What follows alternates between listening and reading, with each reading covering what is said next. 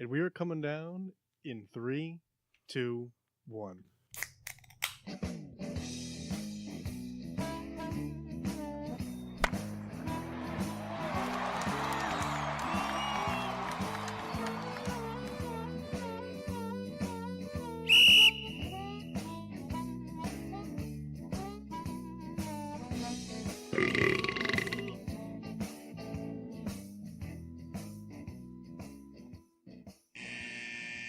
Welcome to Getting Sports with Drunk. I'm your hostess, Cupcake the Riddler, and I'm joined by Machcine. Washable. Yep. Sweet souls. Haven't heard from Brother Souls in a while. Yeah, Brother Souls. He'll be on eventually. The Chris Massey. And the Red Baron. Meow. What the fuck is that? Lucky Charms? If you don't know what it is, you don't know what it is. Oh, because you're into Dr. Pepper. I'm not. He's I'm a Mountain Dew guy. Yeah, Born and raised. that's right. Starting lineup, I have from Kent Falls Brewing here in Connecticut, Buddy Sprinkles saves the day. Joey Logano. Oh, yeah. Chris Massey, I have Spectral Beast from Relic Brewing. also here in Connecticut. Yes. Where? Plainville. Following suit with the Connecticut breweries, I have from Counterweight in Hamden, Connecticut, the Crucial Mass Double IPA. Have you had that before? I have not. I wasn't a fan. So that means I'm going to like it. I just thought that it, I don't know, save it for the peer review, I guess. Yeah. Souls, I have it from She Bean Brewing. also in Connecticut. Adding a few extra letters. yeah. Shebian. Alpaca Blanca. Is that right? Alpaca Blanca. It's like a weird farm remix on Carlito's Way. That's right. Alpaca Blanca. All right, asshole not from Connecticut. From Chicago, Illinois, Goose Island. I think it works. I think it's fitting that the Red Baron is the only one that flew somewhere else. Yeah. Yeah, you're I right. want the peach. I think Next that's why I Coast wore that White Sox hat. IPA. This is one of my favorite hats. Did you wear it because of the beer, though? I did not. It was by chance. Chance the Rapper, also from Chicago. See? We're bringing it all together here. Segue. I like this hat with my sheet shirt. I don't know All why. together, much like Come Together, a song by the Beatles, performed in Chicago. Rolling. All right, anyway. Stones, not from Chicago. Rolling in the river. We also exited the private stock this week because we figured our livers needed a break. We'll be drinking the brand new Crown Royal Peach. Petch. It's called Petch now. No, it's It's definitely peach. I made it up Oh, on the boy. fly. I Petch. believe you. Petch Cobbler. All right. I would like to do. Rebecca also got a beer today. Oh, Rebecca, could you please tell us what you're drinking in the same exact accent that Kyle did it in? I wasn't paying attention to the accent. Well, I'm sure you could imagine. I got you. The name. Alpaca Blanca. Yeah. No, you have to say it. Can't just say Yeah. yeah. No. The Yeah. fuck you think this is? All right. Well, that was Rita's contribution for the night. All right. I would Bullshit. like to do an Around the Horde for Ted Lindsay. All right. I'm going to give all three at once. Well, no, 'cause you have to save your other two for you have to announce why you're doing them, but you're not doing it now because we're in the middle of something. So do your one. I thought there was a cork and I thought I got it stuck. That's the kind of night it's going to be. Ted Lindsay was a member of the Detroit Red Wings. We covered him in the Riddler's Rankings Detroit edition. But he's an honor to the NHL 100, the Hockey Hall of Fame.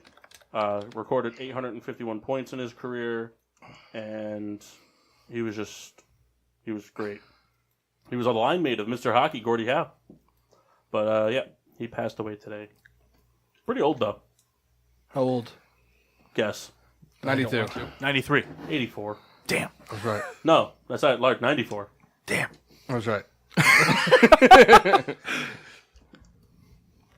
Because also, I don't know if Mass put this in his monumentous moments, but we can do a pass back around the horn. There's another death, anniversary death, for Hank Gathers. Remember I do him? not. Did you put that in your monuments? No. Loyola Marymount star Hank Gathers. He collapsed, had a heart attack on the court in college, passed away right after putting a mean alley-oop dunk down. He was supposed to be number one in the draft. Yeah, he was supposed to be really good. All right. Do you want to start with Toast of Excellence? Yeah, we always do. All right. Well, Pass it back for Hank Gathers, all Dick. right. Hank Gathers. All right, I'll do my toast of excellence first because you're drinking. Mine is to. I have two. One is to Morgan Gobeil.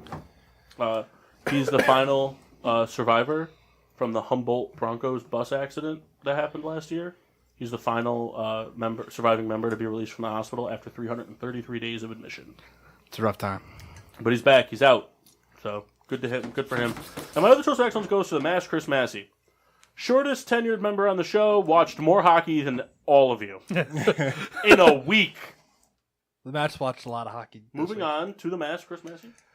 Well, he has Gary Coleman on his screen. I love Gary Coleman. Derek Coleman or Gary Coleman? Grill.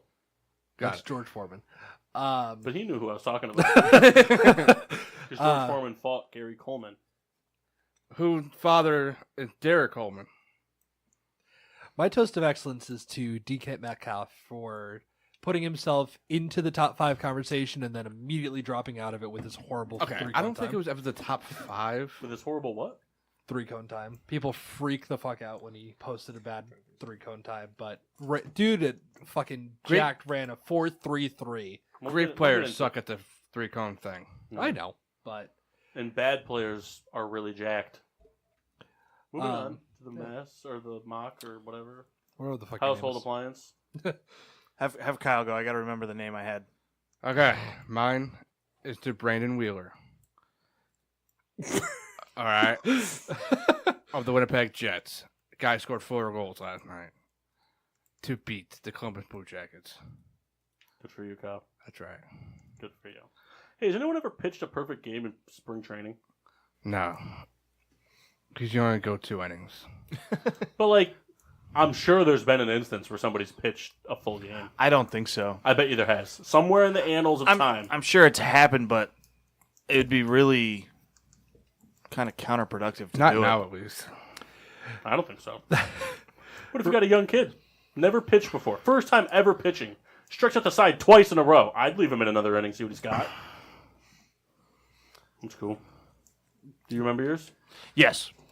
I had this one kind of in the chamber, but I thought Kyle was going to take it. Wait. Yeah, I was just Oh, saying. then say something. He's like showing me his laptop. Like, look at that. Like, you have a mic. Pedro Martinez threw a perfect game in spring training. Oh. Shots. As an expo. What a terrible manager to let him throw that long in spring training. Well, it could have been like the game before the season. But even still, he's not your opening day starter. Maybe he's Not in as an expo. He was a good expo. Wasn't the number Yeah, one he was starter young. on the He was expo. young. Kershaw's not starting. But my toast, which I'm pretty surprised Kyle didn't take it, is to Bryce Harper joining the Philadelphia Phillies. Because we're going to get into it. It was finally over with. I'm happy I don't have to hear about it anymore. But he signed. What do you thought? You have to hear about it for 162 games. But what I mean is, I was tired of hearing all the, oh, he wants this, this team's in, this team's. I was growing tired of it. No one cares about Roman Reigns. Red Baron, do you have a toast? Yes, mine is to James Harden, putting up 42 points versus the Celtics on Sunday. So yesterday? Well, not if you're listening 3 days from now. Souls. What if they're listening 10 days from now? There lies the problem. Sunday, the Second. 3rd? Is it Yeah. the 4th? Yeah. You're fired. March 3rd. You're fired. We're all fired. Peter, you looking for a new job? We need a producer. Doesn't pay well, but there's booze.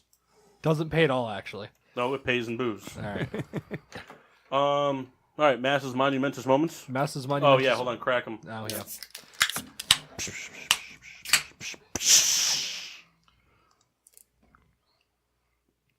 Everyone's just sniffing their beer, so I figured I'd do. Before we start with Masses monumentous moments, does Will Chamberlain look like Black Kendall? No, Will Chamberlain looks like Otto Porter Jr. No. All right. Does Will Chamberlain look like Black Kendall? Look at him in that picture.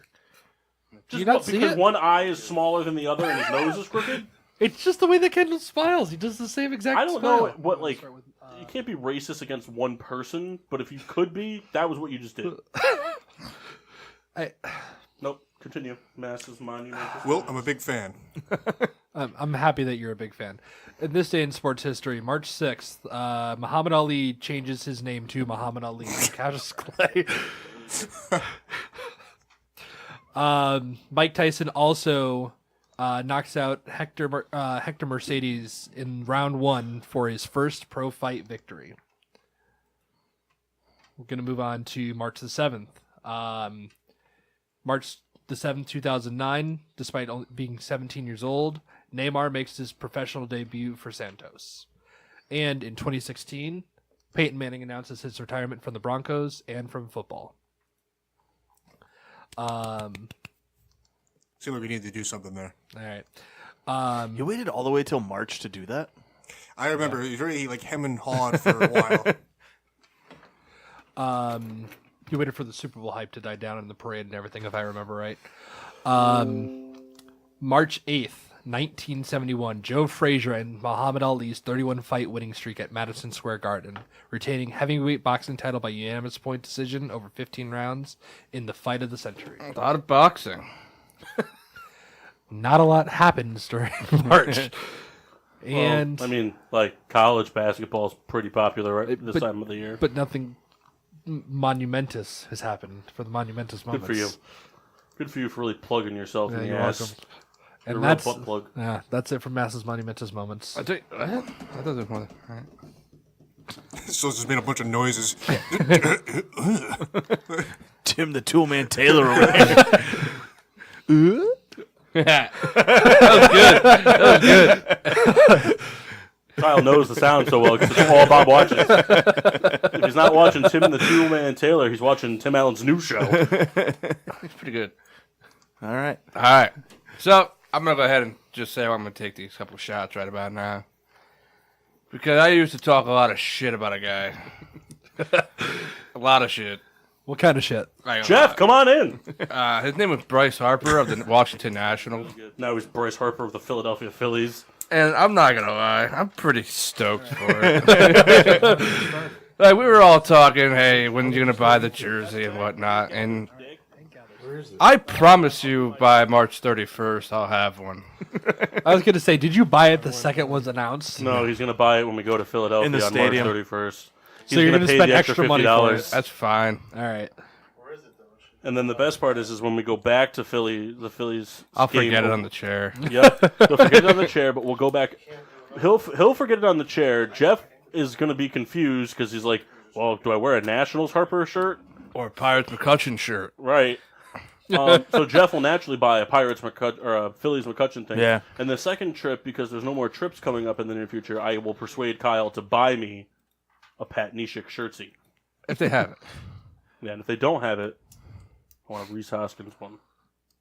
Baby blue. Why are you gonna wait till the second trip though? Because Kyle will say I can't afford it because we're going back to Philly next week. Well, hold on. It might be my birthday money, so it might be. Are you going the 31st and the following weekend? Yeah. Yep. Kyle and I sorted this whole thing out. All right, so did you do 2 shots? Doing it right now. All right, do them. Yeah, I need you to do them right now. This is to Bryce. Right this second. You know, he's a good guy. I said, how long, Paul? I'd like to start a pool before Kyle starts the greatest player in the National League. Over under on 3 weeks after the season starts. I say before the All-Star break. Next season. Yeah? You think it takes that long? Actually, so what's the bet that he's the best player in the That NL? Kyle's going to start the campaign for he's the best player in the NL. Never. I don't You think don't it'll think ever so? happen. I don't know. Not as put it until Syndergaard's or DeGrom, whatever one he likes, I forget. Until that one's out of the NL, Kyle and Kershaw. So what if we went position player? Next year. So whichever one he likes gets traded tomorrow. Just hypothetical. Do you think that chance starts tomorrow? No, I still think Nolan Arenado's better. Yeah. That's why I say next year. He said MLB around the whole MLB, and I was like, I'm always Never. going to say Mike Trout. We'll he, see. He might be a Philly too. Well, He's not going to be a Philly, Kyle. all right. Let's just do this. Reports now. came So, in. Bryce Harper talked to Trout a lot. Antonio Brown. You know, some good back and forth this morning. So let's Stop do doing it. that. I can't. No, I'm pissed. It's 8:20, so we've got 40 minutes. We're lasting all 40 minutes on Antonio Brown. No, so Antonio Brown, as the world has known, has demanded a trade. The Steelers have chosen that they're going to grant that request, and that they're going to send him to wherever they get the best return from, excluding the Patriots. in the division. Nah, I think they would trade him to the Bengals. Would they trade him to the Browns?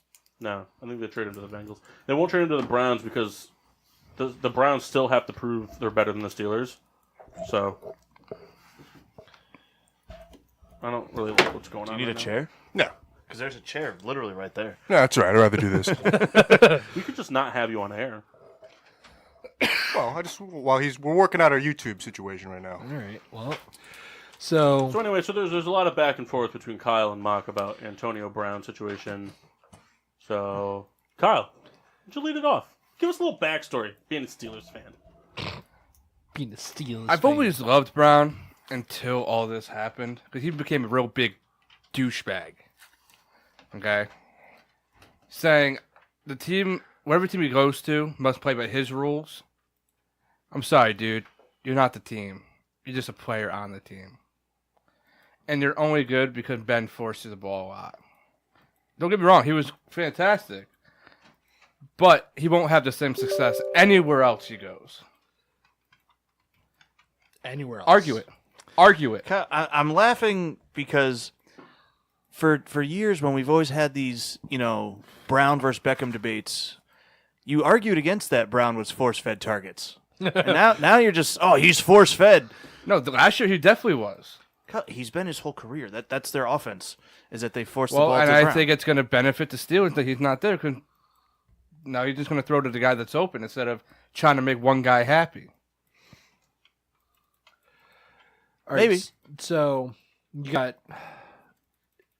Juju as your number one now, right? Yeah. Who do you got behind him? That's a legitimate question because I don't know the Steelers receiving core that Well, well. they have James Washington as of now, but I predict they're going to go get somebody. Okay, And they're very good at drafting receivers in the second and third round. that's true. Like, very good at it. Historically, probably the best. They're also really good at doing it in the 6th round. So if I could jump in here just for a second, No. as a No. resident Steelers fan, this is kind of what it boils down, it stems down to, is that Ben Roethlisberger, as he's done his entire career, has gone on radio shows, TV, whatever, and has been publicly critical of his players. Now, this incident occurred when he told Brown to get off the field for running an incorrect route, and had later, went on and said some stuff. Now, Brown's point, and I could somewhat understand this, is that he'd rather be pulled aside on the sideline and talked to, rather than, hey, let's go, on the radio and talk about it. Now, in turn, Ben is the didn't leader. do that, though. He has done that. Yeah, but he didn't do it with that situation. No, but he The got media just blew that shit up. I mean, But perhaps the thing is, but all quarterbacks do that. Not all quarterbacks go on the radio and call out their receivers. Every quarterback is on the radio show, and they all get asked questions about it, and they all say things that are like, but Ben just gets blown up for it because Ben is a gunslinging, makes bad decisions from time to time thrower. I mean, let's be realistic. If Jay Cutler went on a radio show and blasted one of his receivers, would anybody take him seriously?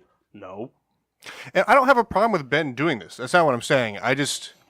To Paul's point, a lot of players do, not even quarterbacks. A lot of players go on the radio, their local stations. And now I could be wrong. I could have sworn that he went on and talked about that situation, during the time that it happened. I just thought that's the way it went down. And since that, then this kind of explosion of media involvement. So I think Brown is really being a pain about all this and has really kind of left a bad taste in the fans' mouth for sure. But I think, he doesn't have a terrible gripe about asking for Ben to, hey, pull me aside, let's talk about this and not air out our dirty laundry. And I think the situation was for sure avoidable and savable at many points during this process. But as we've seen the past, we'll call it month or whatever, it's evident that both parties have nothing to do with each other anymore. And I think when it's all said and done, when both players are retired, they're going to regret this entire thing. I don't think that's true at all because Brown's just wrong in every situation. Every possible situation you look at this from, Brown's wrong. He hasn't done a single thing right. The play alone. Forget everything else. The play. Yeah, he forces. He's always been that way. Before Brown, he was that way. He will be it after Brown. He was that way with Brown. And I understand that. But you go back and you look at the Brown-Ben struggles. They were struggling at the beginning of the season together. Okay, well, Ben's throwing the football, and Brown's supposed to be running the route and receiving the football. So where's the issue? Well, let's go back and look at how many receptions for how many yards and how many touchdowns Juju had in that time. Or the tight ends. Or what's his face there? Mohawk guy. Connor? Connor. I mean, everybody else was getting receptions, 4 yards, and touchdowns and moving the chains. Brown was the only one that was off. If Ben was off, nobody would be catch. Ben would be throwing for 150 yards a game, throwing more picks than touchdowns every game. If Ben was completely off, then everybody would have suffered, but only Brown suffered. He did start slow. Who? Ben. He started slow, but it continued to go on for a while, and it happened last year. But I mean, he's typically a quarterback that starts. I wouldn't slow. say Ben started slow at all. I certainly don't think he started strong. They started off 0-2, but they lost 42 to 38 to the Chiefs. Yeah, but Then Connor they put was up, running most Then of they put up those- 30-plus points against the Bucks. Connor was mean, running wild on those games. Though, Connor was also receiving like wild, so those the running back receiving. I wish they named it something else. in the first 3 weeks of the season, Ben threw I'm just curious what we can 313, name it. 450, 375. All right, then I stand corrected. Into the first game, it's just like the Steelers always start off that way. The point, and I mean, we were arguing again today, but I agree that Brown has acted like a child, but I do think that there is truth into some of what he is saying. I think Roethlisberger is wrong for calling out his receivers in the media. I think that's wrong. You don't see other quarterbacks do that. No, but you see receivers do not to the quarterback. All the time. And that's okay? No, But I'm they not still- saying it. I'm Your not saying it. boy- your I'm boy not saying Odell it's does okay, that. Kyle. But I'm you- not saying it's okay. But you have specifically always wanted to call out Ben for being I'm not that calling guy. out because Ben. Ben does that. I didn't call out Ben. You have, I'm saying though. that there's some truth to what Brown is saying in that, like Kendall just said, if Ben has a problem, it should be handled in the locker room. It should not be out in the media. I'm not saying Brown is right or any other player is right for calling out a quarterback or anybody in One the thing media. that we're never going to see is I would like to know if Ben ever tried to approach Brown because Brown doesn't That's listen. true. That's true. It's been noted that Brown doesn't listen. I mean, in a must-win game in order to make the postseason, Brown decides I'm not going to play because fuck my team. That's not a receiver you want on your team. That's not a player. I you want on your agree. team. I also think some of this falls back on Tomlin in that this should have been nipped a long time ago. Unless, like you just said, we don't know if they tried. The thing is I don't blame Tomlin for it only because from Tomlin's standpoint, it's not Tomlin's decision on whether or not to not play Brown. That's an upper management issue. I understand. That's an ownership issue on whether or not Brown should be played or should have been traded or whatever. If he's available to play, Tomlin's got to play him. Otherwise, Tomlin's going to lose his job. Yeah. So the way that we're seeing it time and time again from all these players across the league, in other leagues too, specifically the NBA. It's the NBA and the NFL really that the divas come from, but it's this generation of players that I'm the most important person on the team. I'm all that matters. I deserve all the money. And the fact of the matter is Brown, in my opinion, Brown is pissed off and upset because Brown wants to be the highest paid player in the NFL, not receiver, player. I think he wants to be the highest paid player in the NFL. And that's not going to happen. Sorry. But, so what's next best? Be the best highest paid receiver in the NFL. Okay. The Steelers made a mistake with all that guaranteed money they gave him. They shouldn't have given him all that guarantee, that upfront guaranteed. And they did, and this is how he's acting now that he's got his money and knows he can be moved on. Yeah. Because if he bails, he got his money already. But my thing with Brown is that Brown knows he's not the best receiver in the NFL, I don't. He might say he is, but I think he deep down knows he's not the best receiver in the NFL, and I think he knows that within the next 2 years he won't be the best receiver on the Steelers. That's fair. Schuster's already making arguments to be as good as Brown. Who's the best receiver in the NFL right now? DeAndre Hopkins. All right. I can get on that. DeAndre Hopkins is the best receiver in the NFL. I don't think DeAndre Hopkins was putting up Antonio Brown numbers with Matt Schwab as his quarterback. I don't think there's any And argument. Matt Schwab was against better that. at throwing touchdowns to the other team. Has DeAndre gotten a second contract yet? Yeah, he just Yeah. But the thing is, I though, mean, last year, Brown has benefited from being over-targeted, definitely. Yes. Yeah, But I agree. Absolutely. But in Schuster's rookie year, Schuster put up 500 less yards than Brown and 2 less touchdowns on half the receptions.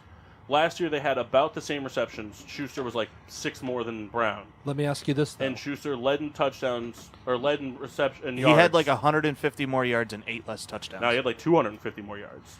Schuster finished with over 1,500 yards, and Brown finished with over 1,200. Let me ask you this question, though. I think it was closer. Do you think that I Schuster think. I could be benefited? wrong. Do you think Schuster benefited a lot from teams drawing to Antonio Brown over him? Yes. No. I think so. No, because as the year went on, more teams were doubling Schuster than they were Brown. But Schuster's going to be a better receiver than Brown. The only thing that Brown has on his side, in my opinion, is Brown has a good, like, what's it called? Like, what do they call it in Madden? Incredible catch ability. Yes. Yeah. And Brown has the speed to get around DBs because he's smaller, but Yes. he's not fast. I mean, he's fast. Like, don't get me, he's faster than me, but he's not what you consider a speedy receiver. I think Schuster's faster. Schuster's definitely, obviously bigger. He can jump higher. He's got bigger hands. He's got a better reach, and I think that Schuster's already is as good of a route runner as Antonio Brown. Juju finished with 1426.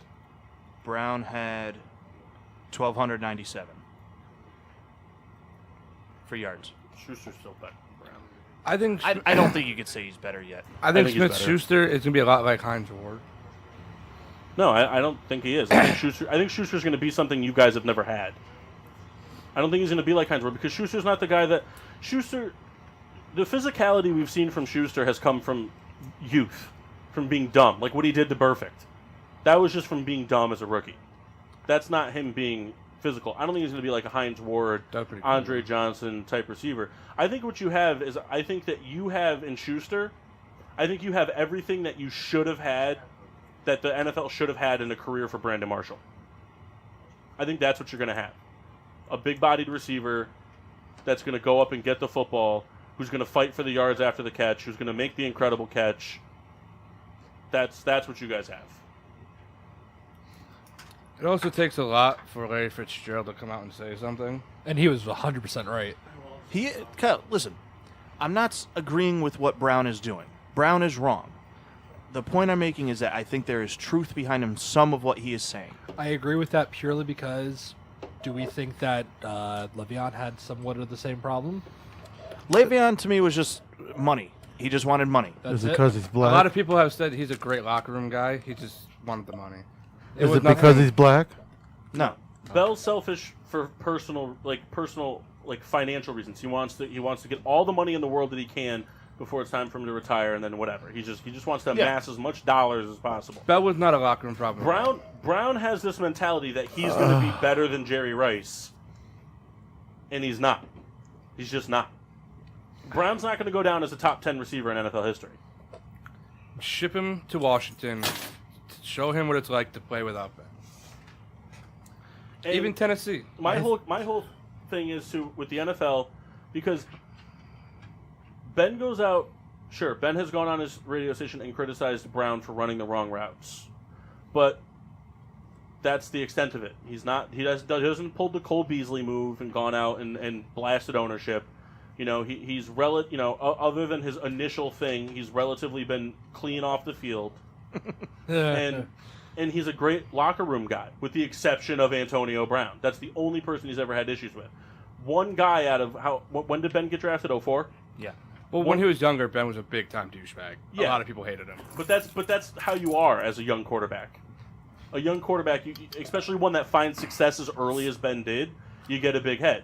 after that second motorcycle accident, he really figured it out. Didn't take the first one. No, I'm being serious. Like, But that's how any young quarterback is. And take any young quarterback. You don't think that Cam Newton? What would Cam Newton have been like if he won a Super Bowl in his first 3 years in the NFL? Oh God.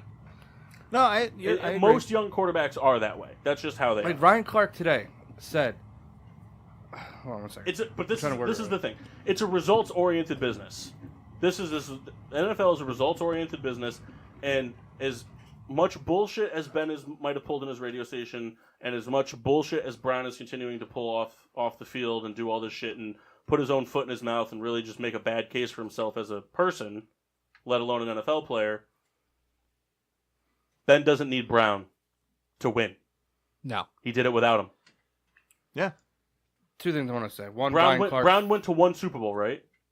No. He went to the he one went they to lost. I don't think he was. He wasn't on the team when they lost to the Packers. He might have been his rookie year. or Right. second So, year. but What he year was wasn't that? an important part. No. Exactly. So they've won without Brown. So two things Ryan Clark said today that really caught my eye. When Ben wasn't on the field, when it was with Mike Vick, Josh Dobb, Landry Jones, Brown wasn't the guy. It was always the second or third receivers that really made the plays.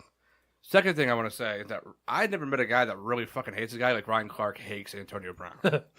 But after the interview, you see Ryan Clark just putting his head down with his hand over his eyes and just like, this guy's a fucking idiot.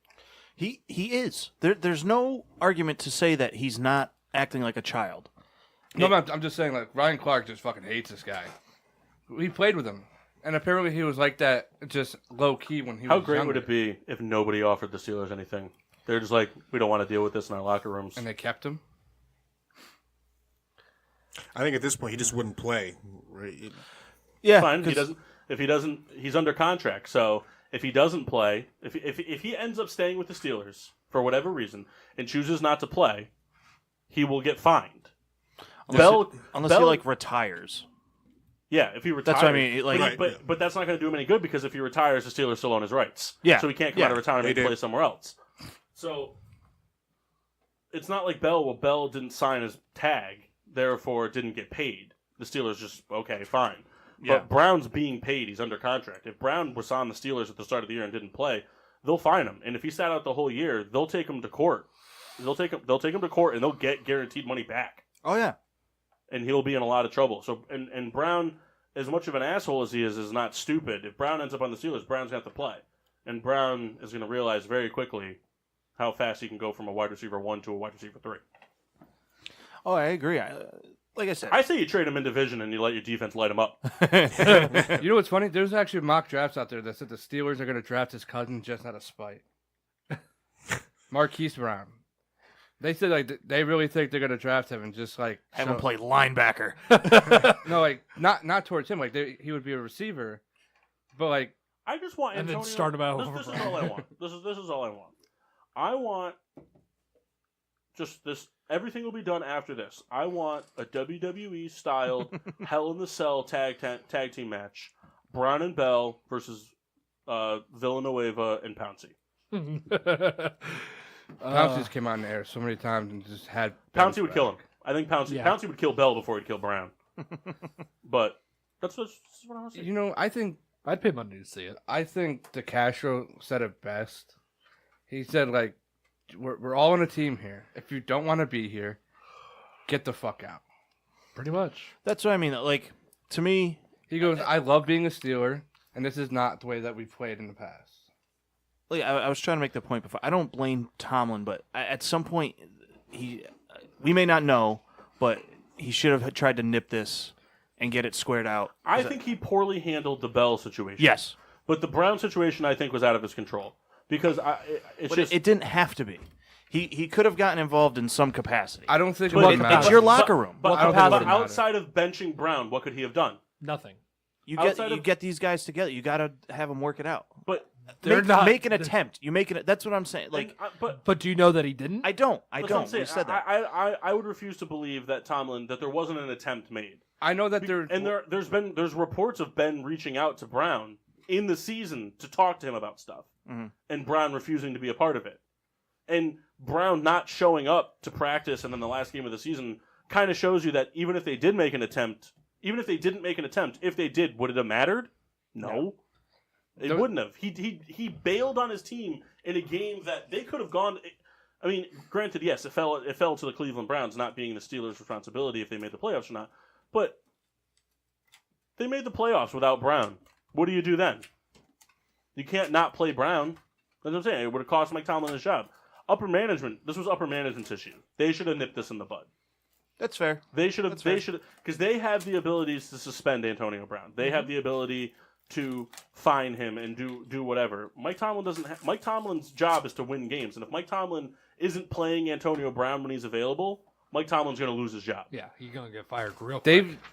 Somebody said that Mike Tomlin has dealt with Antonio Brown just because of how good he was. They said Brown's been like this for a while, and he's just been dealing with it. You know, at some point you got to say something, but like after that Facebook thing, I think that's when Tomlin's just like, Fuck it. I can't do anything anymore. Yeah. Like I already fined him. You know, I don't know if he got suspended for that. The Facebook did. Live in the locker room? Yeah. Is that what you mean? I don't think so. I don't think did he get- got suspended. But like the thing is, it's just like I don't think he can literally do any more than what he did. He came out and said, "Don't fucking be a jackass." But at the end of the day, Tomlin's just like, I gotta play him, even in how arrogant he is.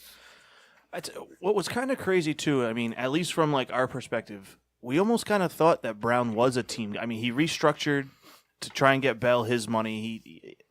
So you kind of got the He put on impression that facade, yeah. That's the thing. I think that this year, I think when Week 10, I think that was the boiling point for Brown.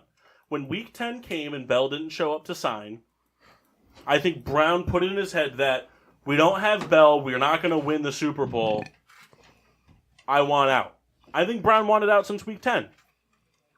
I do. I think he wanted out since Week 10. I think he went out and he made the case for himself, touchdowns and all this stuff, the yards, whatever, and so he could go out. Because the other scumbag thing to attest to Brown is that he got all his guaranteed money. It was a poor structured deal by the Steelers with the guaranteed money and when he got it. But you live and you learn from it. There's no rumors about him being a dickhead like that when that happened, though. What? How you going?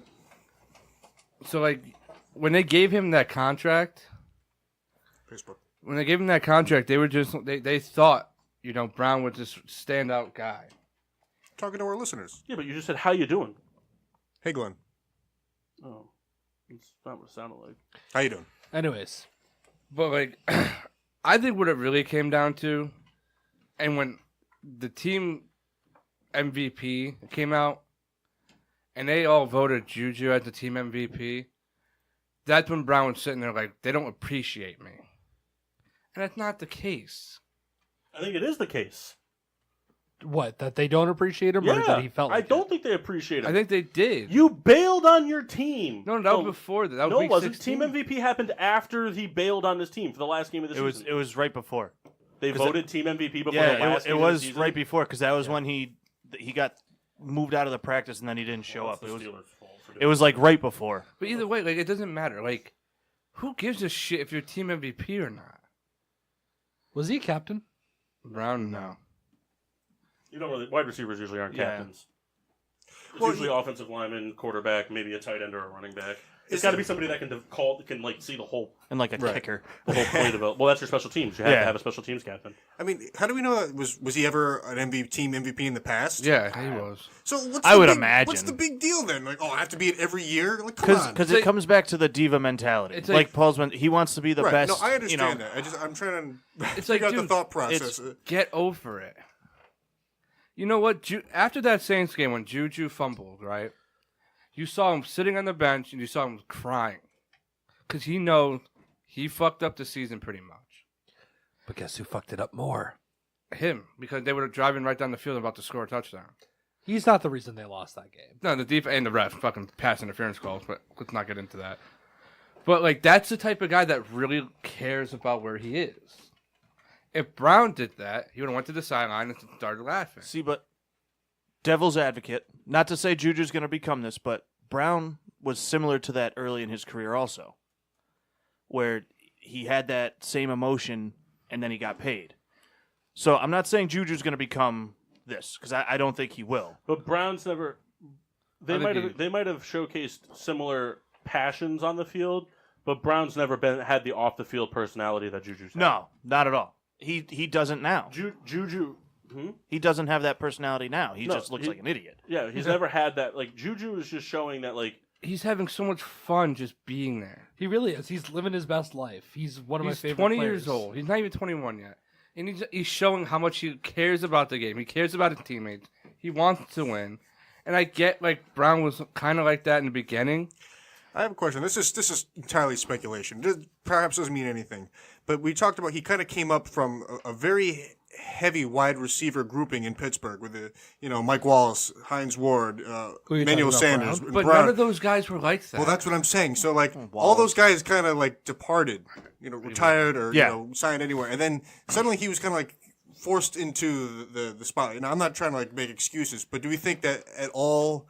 Him not being the guy and then becoming the guy so quickly. I think that's what he wanted. Because the Steelers had a choice, remember? It was either It Mike came down- Wallace... Or Antonio Brown Brown. Sanders. And that's kind of the same thing. Mike Wallace was never the same after he left Ben. He got a taste of reality, what it's like to not have a quarterback. He went to Miami, right? Yeah. I also think that the difference between Mike Wallace and Antonio Brown is light years. Yes. Well, But at the time, everyone thought that Mike Wallace Wallace was was the he better. could stretch the field. He was a guy. deep threat guy more. But also at the same time, you had Emmanuel Sanders, right? Personally, I fucking hated the guy when he was in Pittsburgh. Fucking guy fumbled wide open in the field, but Listen, Steelers love fumbling, Kyle. they love it. but like Emmanuel Sanders even came out and like he never liked Brown either. So maybe He didn't like Ben either, though. yeah, but like he was more on Ben's side than he was on Brown's side. Yes. Like yeah, he said, you know what, you don't call out your player, but you know what, you also don't do this shit. Exactly. But see that's the point I was trying to make to you before is that Brown is wrong, but I think there's truth into some of what he is saying. I think Ben has said things publicly that he shouldn't have. He pulled a Tiki Barber. Well, He wasn't disparaging. Tiki was a little rougher, But but like on the same page though, that like Ben called him out on the field. And in practice it's one thing. In practice, yes. But that's where I think that Antonio Brown got pissed off. I'm like, dude, you know what? He's your quarterback. You didn't run around. But Brown was like that all season. I'm just saying that you shouldn't ran, be, though. you ran the wrong route. Yeah. If he I- yells at you, I that's a get that. good leader. On the field, it's fine. But to do it in the media is not that's not cool. And what Brown did for the barbershop thing with LeBron, also fucking bullshit. Yeah. But Yeah. but I agree. But Brown's been doing it all season. Yes. Brown disappeared from training camp before the season started. He showed up in a helicopter. saying that he had a lower leg injury, came back to practice, wasn't limping. A reporter asked him if he really had an injury, and he lashed out at the reporter and threatened the reporter. Didn't In he also in say? the preseason? Do you not remember that? I remember Week that. two, he remember threw that, a huge fit and threw his helmet when they lost, losing to the Kansas City Chiefs. Didn't somebody even all tweet week something? long, he was fighting with all season long. He fought with reporters and had issues. It was a whole season meltdown for him. Yeah. He tweeted, some reporter tweeted something. He's like, trade me then and find out. That happened like week 5 or 6. Yeah, that remember was it was someone saying that Brown can't play without Ben or something along those lines. And, You know what? I appreciate everything that Brown did for the Steelers. but your time is done. Go away. But Bye. you know what? I honestly think that the Steelers would be just fine without him. I think you got a good running back in Connor. You got a good wide receiver in Juju. You got 2 fantastic tight ends who catch the ball. You go One of get the best offensive linemen in football. you get another receiver in the draft, or you sign one. Doesn't matter. You're fine. I think you can even bring Terrell Pryor in the mix, and he'll be fine. No, you think about it. Good name. Could you think? Play quarterback? No. Terrell Pryor, when he was in the Browns, was very good.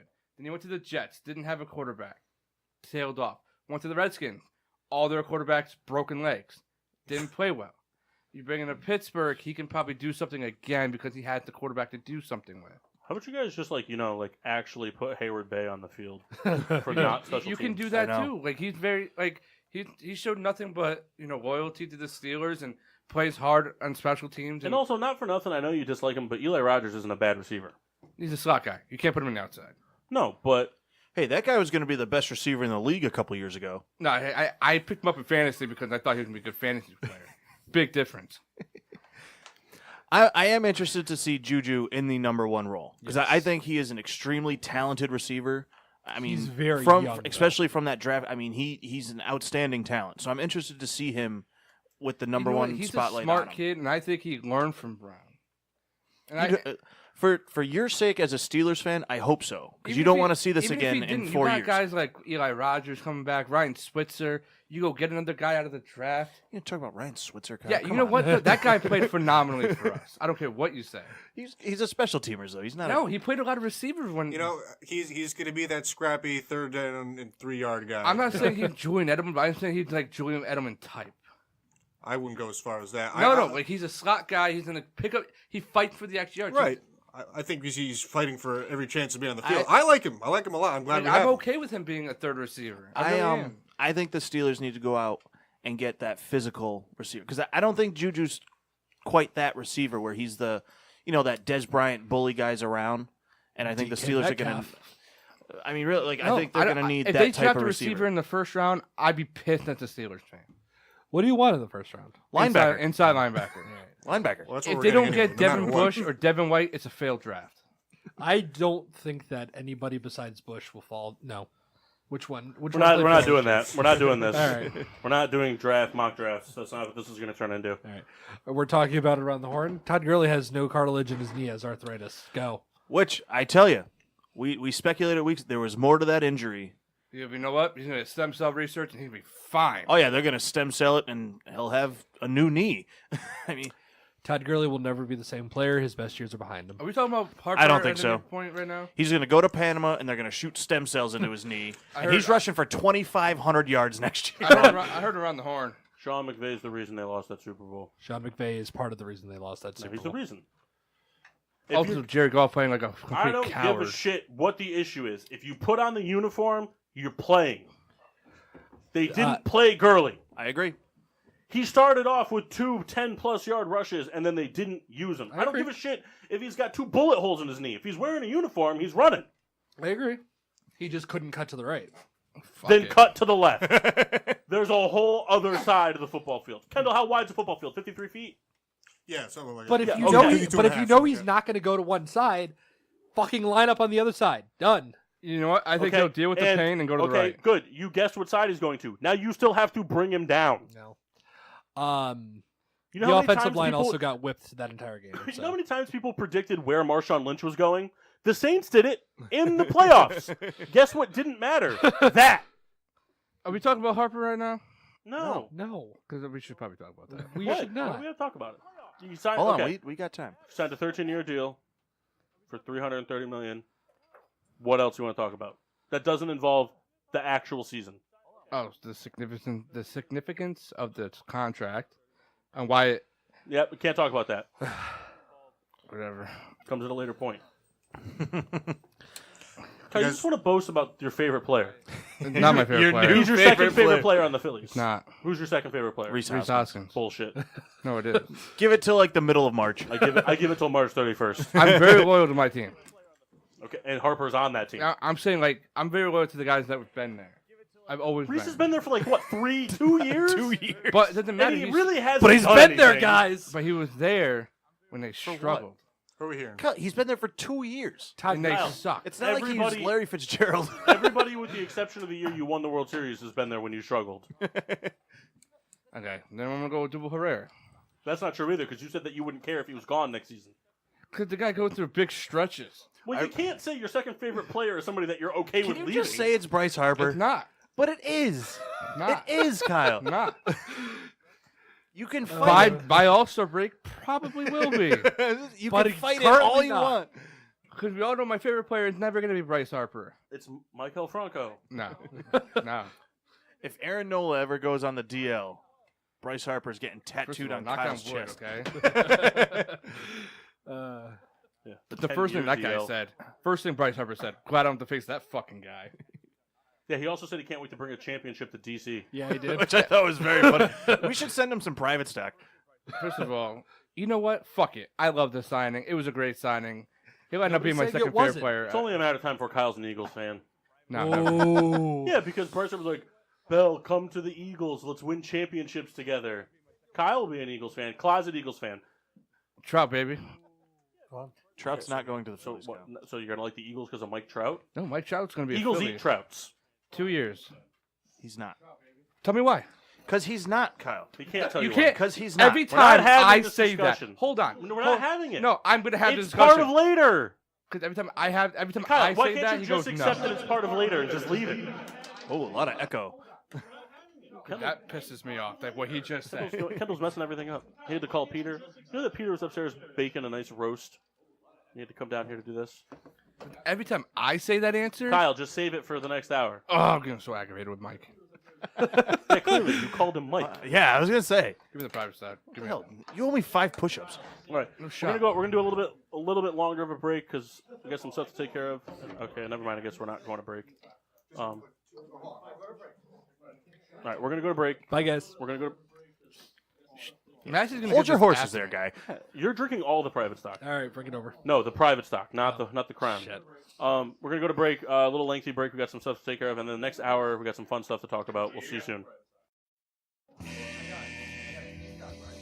And now, back to getting sports with Drunk on the PPRN Radio Network. Welcome back to Getting Sports with Drunk. We're assholes. So we're gonna do. We did it before. Our version of the Around the Horn. It's called Around the Keg now. That's what I'm calling it. Around the Keg. Michael Bennett might not be in any more Sixer games. Good. Why? He's getting shopped. Oh, I thought you were gonna say he's getting shot. All right, so Mass. Maybe it's Philly. Mass said that he wants to read the topics. So Mass, here's the topics. Here they are. I thought you just ripped the paper in half. Here's the topics. And then write everybody's name just down. You can keep scores. People who make good points, people who make stupid points. Okay. I love you. This is going to be interesting. Yeah, because you have no idea what Say we're it talking back. Nope. about. I love Mach 2. Wow. I love you, Kyle. I love you so much. You have no idea how much I love you. I had to shovel everything. Except the front porch. Which I got to do tomorrow. Yeah. Your dad said that he's waking you up because he's not working tonight. He's waking you up at 7 a.m. to do it. Why isn't he working tomorrow? Because you got the day off. Hey. So what do you got for us, Matt? No. Hey, Bob deserves to be here. He just never will. Where's the bell? It's under the Shut up, Pops. I know you're not listening. cover listening? right there. The most illiterate man that comes You're not to going to technology. do what I think you're going to do, are you? What do you think he's going to do? Throw it.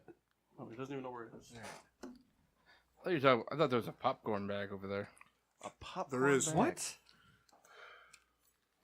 Peter likes What is popcorn. it, 2 minutes? Yeah, we'll do two or 2.5. You can do whatever you decide. If we get pressed for time, you can cut it. Start big, go low. All right. That's all I like to hear. Get your timer ready. Don't ask the question if you don't have the timer ready. Yes, the Dolphins are going to trade for Ryan Fitzpatrick. Is he under contract? No, he's no free agent. I had a segment actually about him like 2 weeks ago. We never got to it. I didn't bring it up. That'd be a pretty Dolphins move, though. Trade for a free agent. I actually like this a lot, and I'm kind of afraid for myself. Who is the new Browns of the NFL now that the Browns aren't the Browns anymore? Cardinals. Dolphins. Cardinals? Dolphins. Cardinals. That is a good question. Raiders. Oh, they might be the front runner, but Until they make the playoffs, the Browns. You All right. know what? Browns, same old Browns. I'll take another one for that. I think I agree with Kyle and say the Dolphins. That team to me is going to be a I might a be crying dumpster on the for way a home while. again. Great. I do. I think the Dolphins are going to be a dumpster for the next few You're years. going to be crying pre or post buttermilk crispy chicken sandwich. Post. In the middle of. We're not stopping there. All right. He says that until I buy it for him. Does Harper make the Phillies the favorite for the NL East? Yes. Tell you what, that was this week's Twitter poll. Yeah, well, we're going to discuss it. That's a good segue. I think so. A A lot of reports still say they're not. Still say the Braves are the best team in the I the say it East. go a step farther, and I think they're the best team coming out of the NL.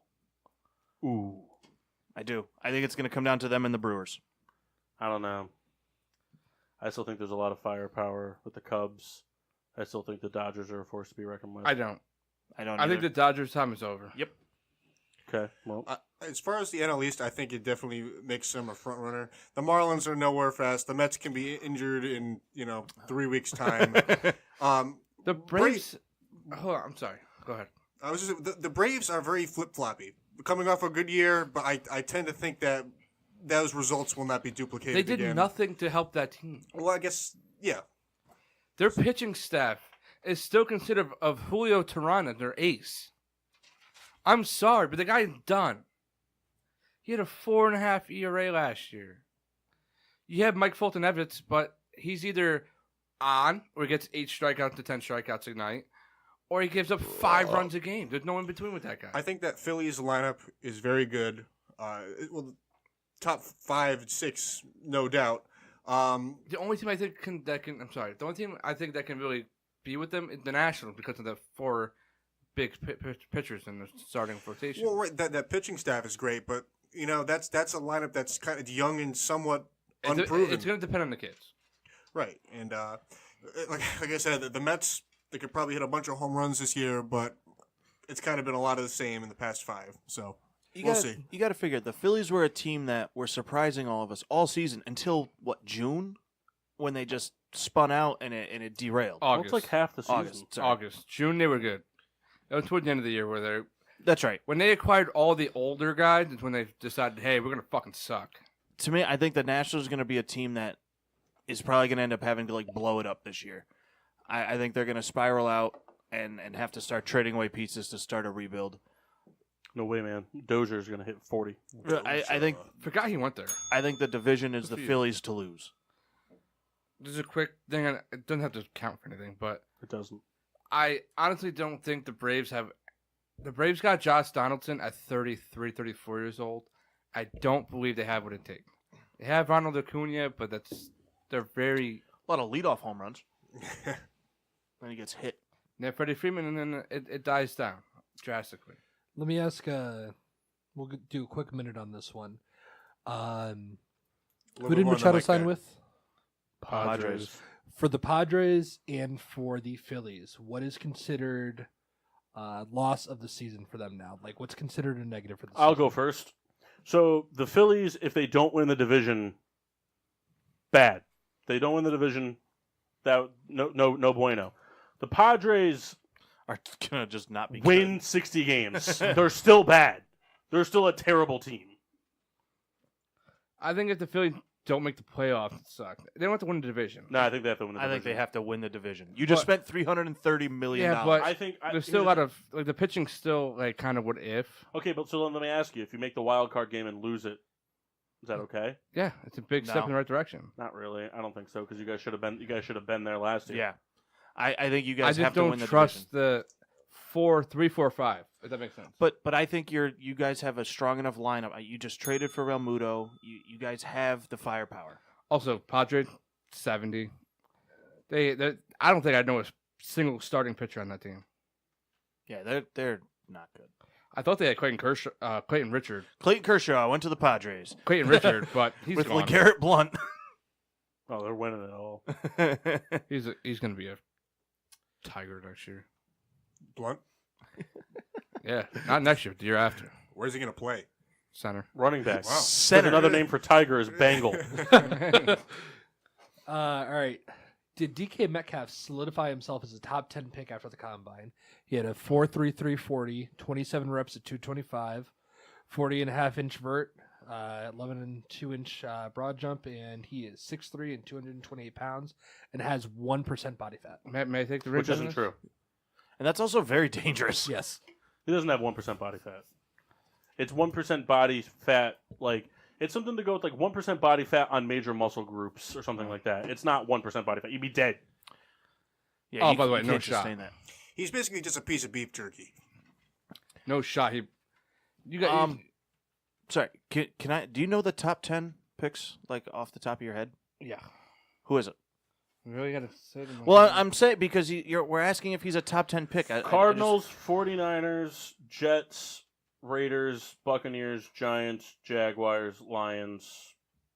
Goes on from there. I mean, the Jaguars might. No. I mean, Jaguars are going to go defense.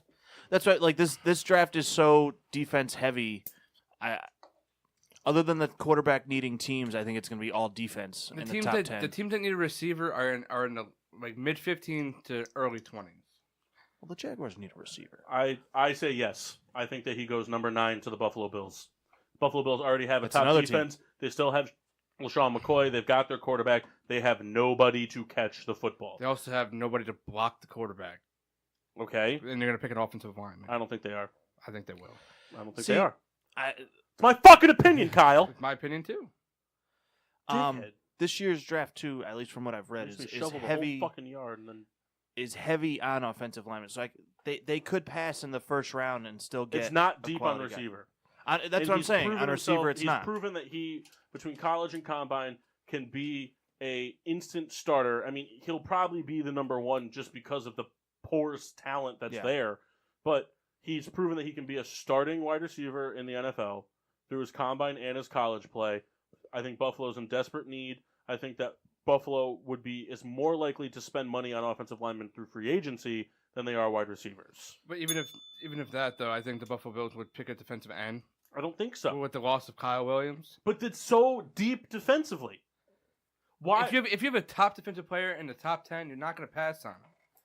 You will if you could already, fi- but you might if you already have a top 10 defense in the NFL. In the draft, so many kids that are in the second or third round become better picks for wide receiver than they do in the first round. What are you basing that off of? The Steelers? No, off of a lot of people. Name 2 other teams. But You got the Cardinals with Christian Kirk, who had a pretty breakout year last year. but so many defensive players that go in the top 10 are busts. You're right. So it's a wash. It's It's a wash. It's all luck on who you're drafting. It's all such a dart throw. I mean, you can also look at the list of first round wide receivers. You can't just in tell the me last... You can't tell me Kevin White wouldn't have been great if he wasn't injured. We don't know. But I mean, if you just go over the past 5 years at first round wide receivers, I mean, these are guys that we're looking at as like all time receivers. Some of them. I mean, you could say that about any position. That I personally think that the Buffalo Bills will take a defensive player over a wide receiver early in the first round. If they trade back, that's a whole different story. Well, that doesn't matter if they trade back because we said top 10. does his neck injury scare off anybody? No. No. It's too far in the past. Also, It's like, I don't remember his name, but there was like a player that wasn't invited to the combine because he made mistakes as a freshman. He got in trouble with the law as like a freshman. Oh yeah, And the combine, if you've had any run-in Yeah. with the law in college, you're not invited. And teams are going to be interviewing him left and right. they allowed him to come to interview. He just couldn't work out. No, he couldn't go to the combine. No, they brought him there for something. No, he went to the hotel. Oh, all right. He got a hotel Yeah. in Indianapolis. Wait, and was teams, that Joe Mixon? No. Stayed at the No, Radisson. really. No, like- this year we're talking about. Oh, okay. This guy got a hotel room at a hotel down the street from the combine, Yeah. and the agent had NFL owners coming to his Oh, room, wow. conducting 15-minute interviews 'Cause- with him because he wasn't allowed to be at the combine because of. Was Mixon at the combine? Yes. Because I remember he was in trouble because he like punched that lady in the face yes, and but I broke her think jaw. that came to light during and or after the combine. Yeah, that was draft issues. Yeah. That became draft issues. I mean, I think I'm not saying so. The question was, Is he a top 10 receiver after the combine? I think he is a top 10 receiver. Whether or not he goes top 10 in the picks is a different story. But I think that there are teams that could desperately Did you use say him. top 10 receiver or top 10 pick? Top 10 pick. Oh, I think Buffalo could go after him. I think Denver could go after him. I could see Detroit going after him. I mean, you're right. A lot of these teams need a lot of other things, but all the other things that these teams need, the draft is deep on, and receiver is not one of the things it's deep on. I just personally don't even think he's the best receiver in his class. I personally think that Rich Eisen solidified himself as a top 5 pick with his time. He also can't run routes. He can You run know- the suit though. You said Rich Eisen. That's who my toast of excellence was going to be. Ah, there you Couldn't go. think of his damn name. All right, moving on. All right, moving on. Will Toronto or Denver catch the catch the number 1 seed Bucks and Warriors? They Toronto are is not 2.5 going to catch the New Orleans games. Pelicans. Toronto is 2.5 games behind, and Denver is 1.5 with 20 to go. I think Toronto catches Milwaukee. I don't see Denver catching Golden State. I don't think Toronto can catch Milwaukee. They're 2.5 behind with 18 games. But Milwaukee's got a very tough schedule ahead of them. Yeah, but that still means that they have to win 3 more games than Milwaukee wins. I think they can. I don't think they will. I think Denver could win out the season. They win out the season. All it takes is one loss by the Warriors, and they've got it. I mean, anything can happen. I mean, the Magic can go up to the 4 seed technically, but I mean, I don't think Toronto has what it takes to. Milwaukee's too deep. Toronto's not a super team. Milwaukee is, especially now that they added Powell. I think Milwaukee will be just fine at 2.5 games up. They might finish a game above, but I think that Milwaukee's going to have no problem solidifying the number 1 seed and best record in the NBA. I have a question, and not to derail it, but why did the Spurs buy out Powell? He didn't fit their team anymore. Powell is a piece to fit Kawhi. Kawhi okay. stretched the floor, drove the lane, and Powell was a good dump-off option for the mid-range shot. Powell barely played. And The Spurs are in a weird spot right now. The Spurs are they're like the 8th seed right now in the West, and they're just in a weird spot. They need to get rid of LaMarcus Aldridge, in my opinion. I don't think LaMarcus Aldridge and DeRozan should be playing together. So All right, I'm sorry. I didn't mean to derail the question No, there. fun. I just personally think that Toronto is a better team than Milwaukee. I mean, I think, Milwaukee's deeper. I think the starting 5 for Toronto is way better. Not way better, but better. Right, but the Sixers have proven that your starting 5 doesn't mean anything if you have nothing coming off the bench. Oh, yeah, but we also don't have Embiid. We would have beat the Warriors the other night. If they had Klay Thompson, you wouldn't have. I think we would have. You wouldn't have. I don't think so. I think Joel Embiid is more important to the Sixers. I agree with that. I think he's more important to the Sixers than Klay Thompson is to the Warriors, but Klay Thompson stretches the floor more, and I think that Boogie would have had a much better game if he played against Joel Embiid because he wouldn't have had to chase Embiid around the court. But Embiid's a better offensive player than anybody on the Sixers. I understand. So he would have had at least It's also 20 because I'm not on the Sixers, so let's not forget that. Still waiting on that tape. I've seen it. Oh, Moving on, Mass. rat. All right, moving on. Is LeBron James still the best player in the world if the Lakers miss the playoffs? No. Absolutely not. Not at all. All right. The NBA is different than the NFL because of how many teams make the postseason.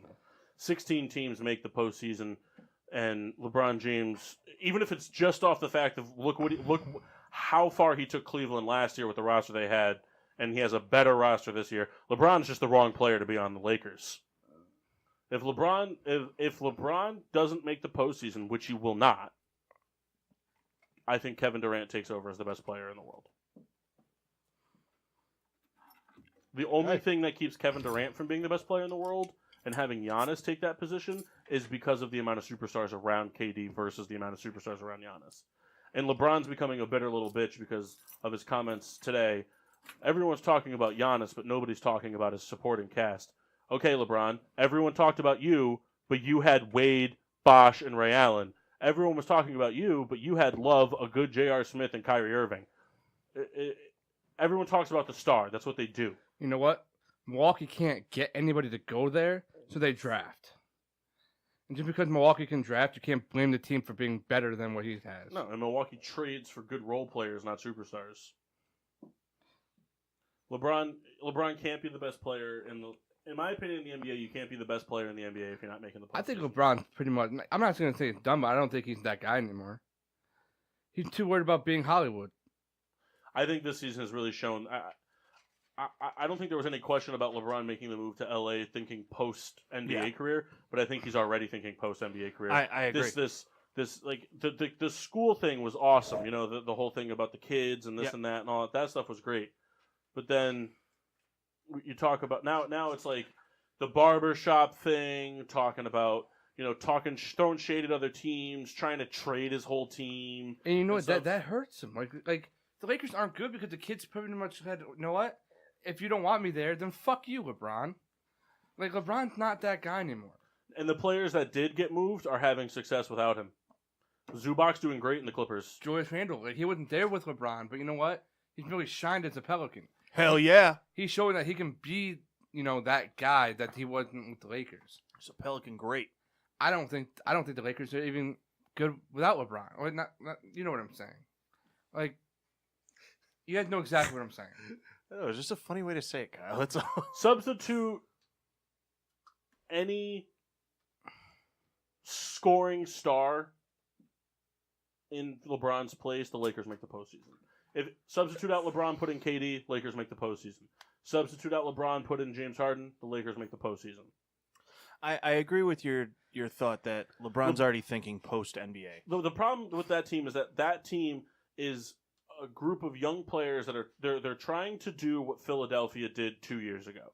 They're trying to do what the Warriors did 5 years ago, and that's being a cohesive unit of young players that were drafted within the organization, learning to play together. There's nothing wrong with adding a superstar to that mix.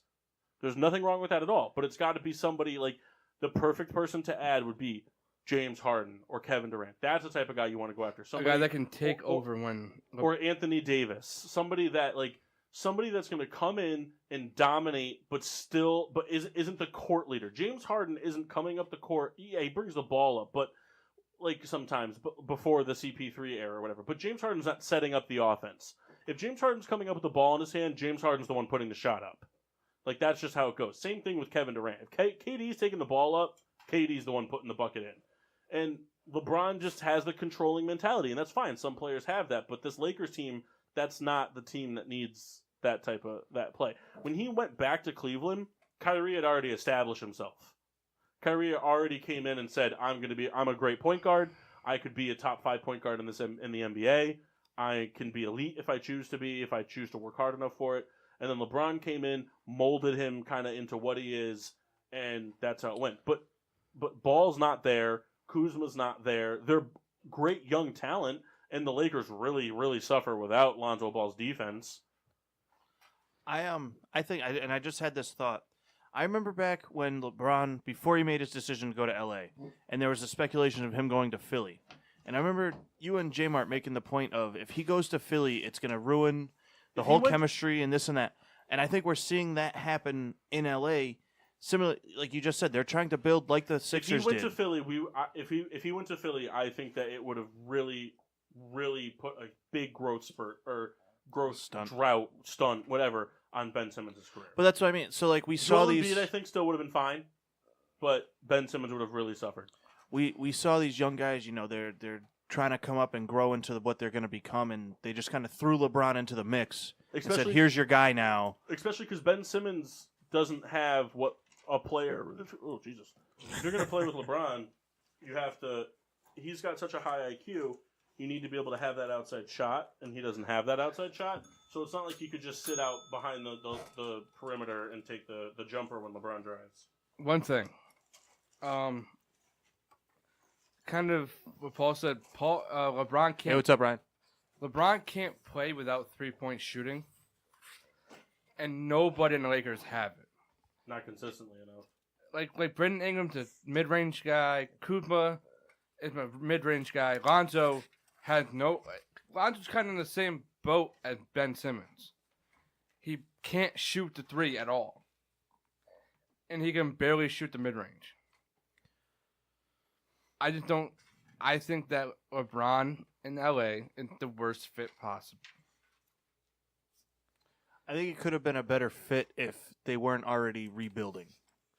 If they had the anticipation of LeBron coming and they geared it towards that instead of drafting a young team to mold that way and then throwing LeBron into that mix. Like, I know it's crazy, but LeBron to Golden State would be unstoppable. Well, yeah. No, I'm just saying. I'm just saying on the shooting standpoint. I agree. Like, you have a bunch of shooters in Golden State. Atlanta, even, they have a bunch of shooters. Right. They're not established, but they have shooters. And LeBron can't play without shooters. LeBron's great when he has the Kyle Korver or the Kyrie Irving or people like players like that. That was impressive. I don't know. I think he was just something in theory that, hey, this was going to work, no problem. And I guess we're discovering that there's been more problems than not. He wants to build a super team, and he ain't going to be able to do it in LA. Paul George already said he wants nothing to do with it. Kawhi basically said he will sign with the Clippers before the Lakers. And that's it. All right, we got to move on. Next one. Who's the NBA MVP at this point? Is it Giannis? Is it Harden? Or is it George? Read the stats. All right. Giannis has 27.1 points a game, 26.6 rebounds, 6 assists. All right, thank you. All right, Giannis is averaging 27, 12.5, and 6. First in the East. Harden's averaging 36.7, 6.6, and 7.6. Fifth in the West. And Paul George is 25.5, 8, and 4.5. Third in the West. Thank Kyle, you. I'll let you go first on this one because we're going to have differing opinions. I personally think Paul George deserves to be MVP. The way that he's played has made the Thunder, I'm not saying more of a contender, but a better contender, if that makes any sense. So, last year, Paul George didn't play like this, and the Thunder got knocked out in the first round. The way that the Thunder are playing now with Paul George makes them a finals contender. I think that Paul George's play, even with Russell Westbrook struggling really badly from all shooting aspects, it makes up for it in another level. Like Paul George is playing Indiana Pacers Paul George basketball. So I agree with that, but at the same time, I think Russell Westbrook's struggles are a result of Paul George's success because he's not putting up the same clip of shots and it doesn't have the ball the same amount of time as he did before. I think that Westbrook is a driver. That's what he is. He is a physical, get to the rim, be explosive type of guy. And when players were giving him more space, he would take the shot. Now that there's another player on the team that can operate with the ball in his hands, teams have the ability to play Russell Westbrook tight because Paul George now has the ball in his hands. And Westbrook isn't running around doing what he's doing. Westbrook isn't slashing to the lane with the ball in his hands. I think the Thunder would still be within the top 8 in the West without Paul George because I think Westbrook would be playing better without Paul George, if that makes sense. I think Westbrook's rebounding and assists go through the roof with another star, but I think his scoring takes a serious step back. For him to be an elite scorer, he has to be the guy on the team. That's how it has to be. If we're talking true MVP, the most valuable person to your team, it's James Harden. If James Harden wasn't on the Rockets wouldn't even be in the top 8. The Rockets are, fifth, I said? The Rockets are 5th with James Harden averaging 36 points a game and 8 assists. So you just assume it's all twos. James Harden's averaging 52 points a game. 52. So any game that they haven't won by 52, they would have lost without James Harden. Now, that's obviously not true because that means that if you do it by that, they'd be winless. But they wouldn't be a top 8 team in the West without James Harden. But that's not how the NBA works. I think it goes to Giannis.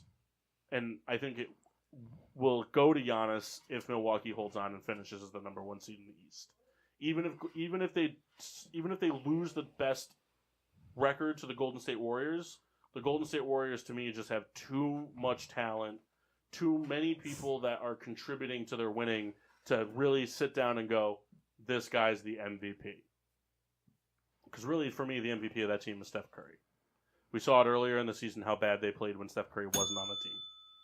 So I think you got to give it to Giannis. I can see it being Giannis, but I think Paul George, especially defensively this year, really deserves the MVP. And I think it goes. The reason I also say Giannis is because Giannis, month by month, has increased his jump shot percentage, mostly his 3-point percentage, but has increased his jump shot percentage, his field goal completions by over 10% every month, and is averaging more assists than he has ever done.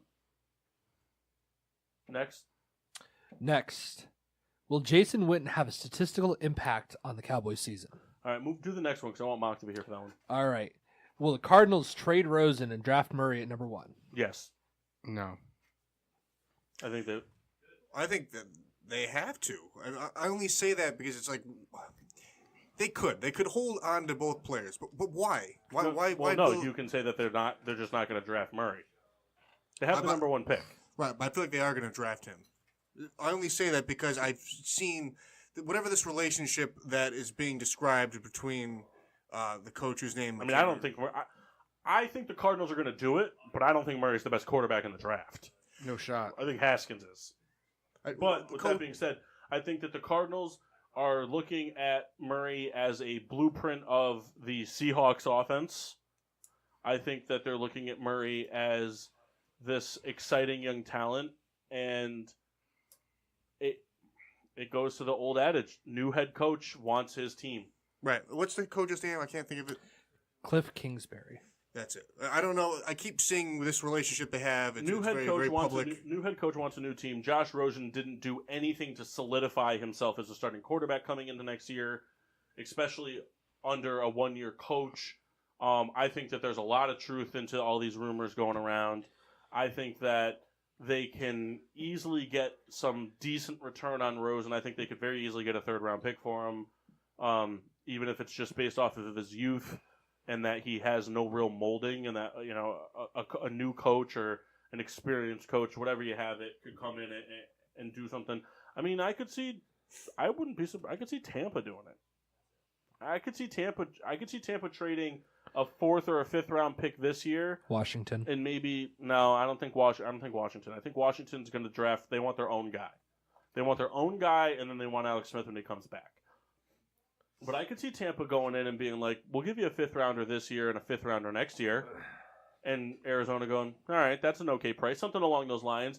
And now they have somebody to light a fire under Jameis's ass, a young guy. Bruce Arians can do wonders with young quarterbacks. We've seen it before. I wouldn't be surprised to see something like that, but I think there's a lot of truth to it. Yeah. I think he's moved for sure. I don't think so at all because the Cardinals want a first-round pick for him. And they're not going to get that. I think the Cardinals put their asking price at the highest possible point. Right. Well, I think ideally everyone would want a first-round pick for anybody, but it's not realistic. But I think that they want their return. I think they want the return on what they invested into him.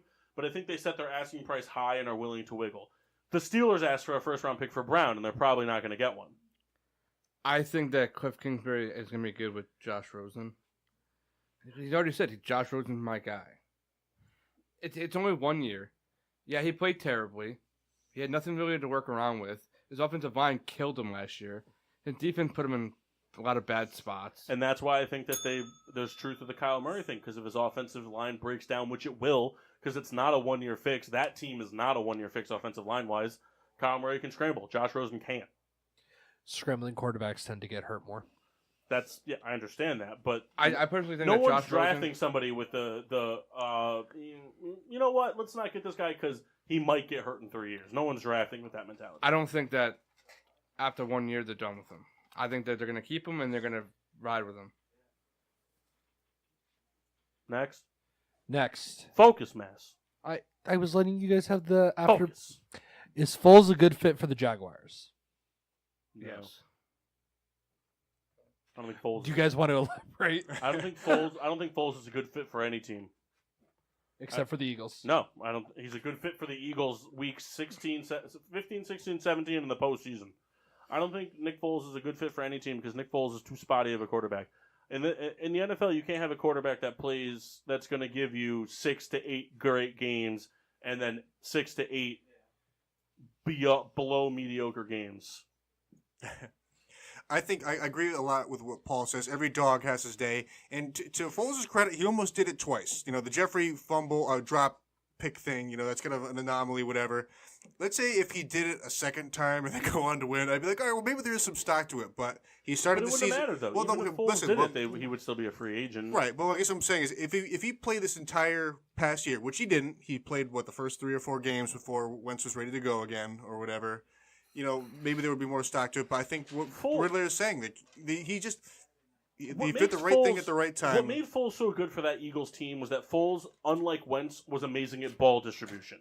Foles made every single person who was running a route involved throughout the entire game, whereas Wentz liked to force the ball to Ertz, Jeffrey, and that was about it. You saw a lot of other players emerge as really good contenders for the Eagles on the receiving corps and other string tight ends when Foles was throwing the football. The problem in Jacksonville is he doesn't have a number one at any position, except for running back. And even then. It's interesting.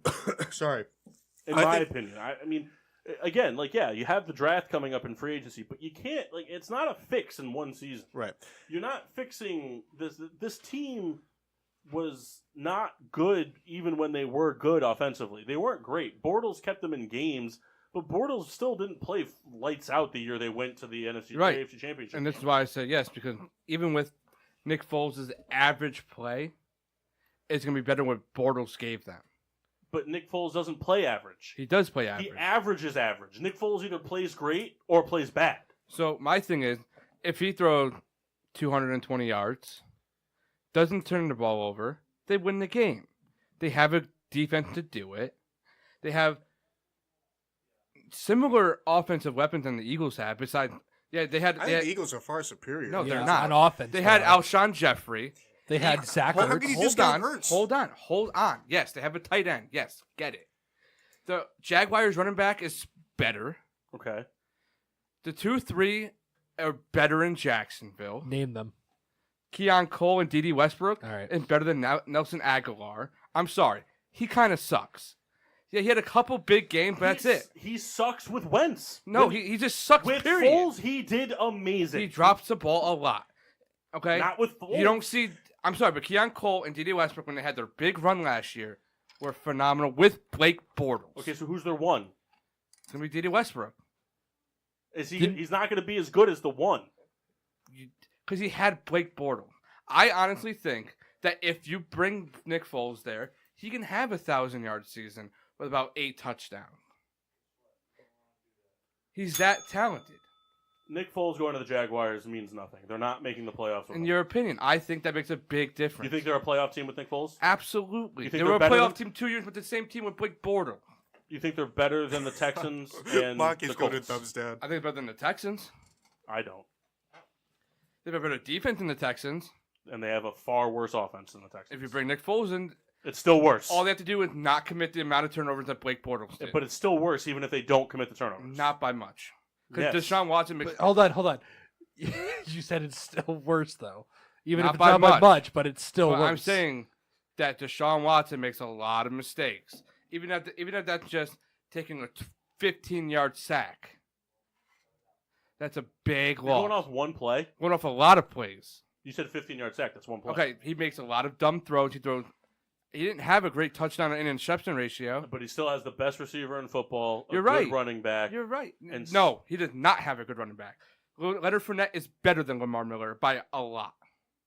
Okay, so real quick, before you start getting fucking furious at me like that again, when did I ever say Lamar Miller is better than Leonard Fournette? Never. That never came out of my mouth. But you said I he had said a better- Lamar Miller's a good running back. He's not. He Well, is a good running back. not. Lamar Miller's a good running He's back. not. He put up He's had a good good numbers game. for them. Will any big name free agent pin LeBron in LA? Will any big name free agents pin LeBron in LA this offseason? What? Join. Join? That says join. That looks Learn like to pin. fucking read. Will any big name free agents join LeBron in LA this offseason? No, because they're sick of him. All right, moving on. No, because you already got players like Kawhi Leonard saying he doesn't want to play there.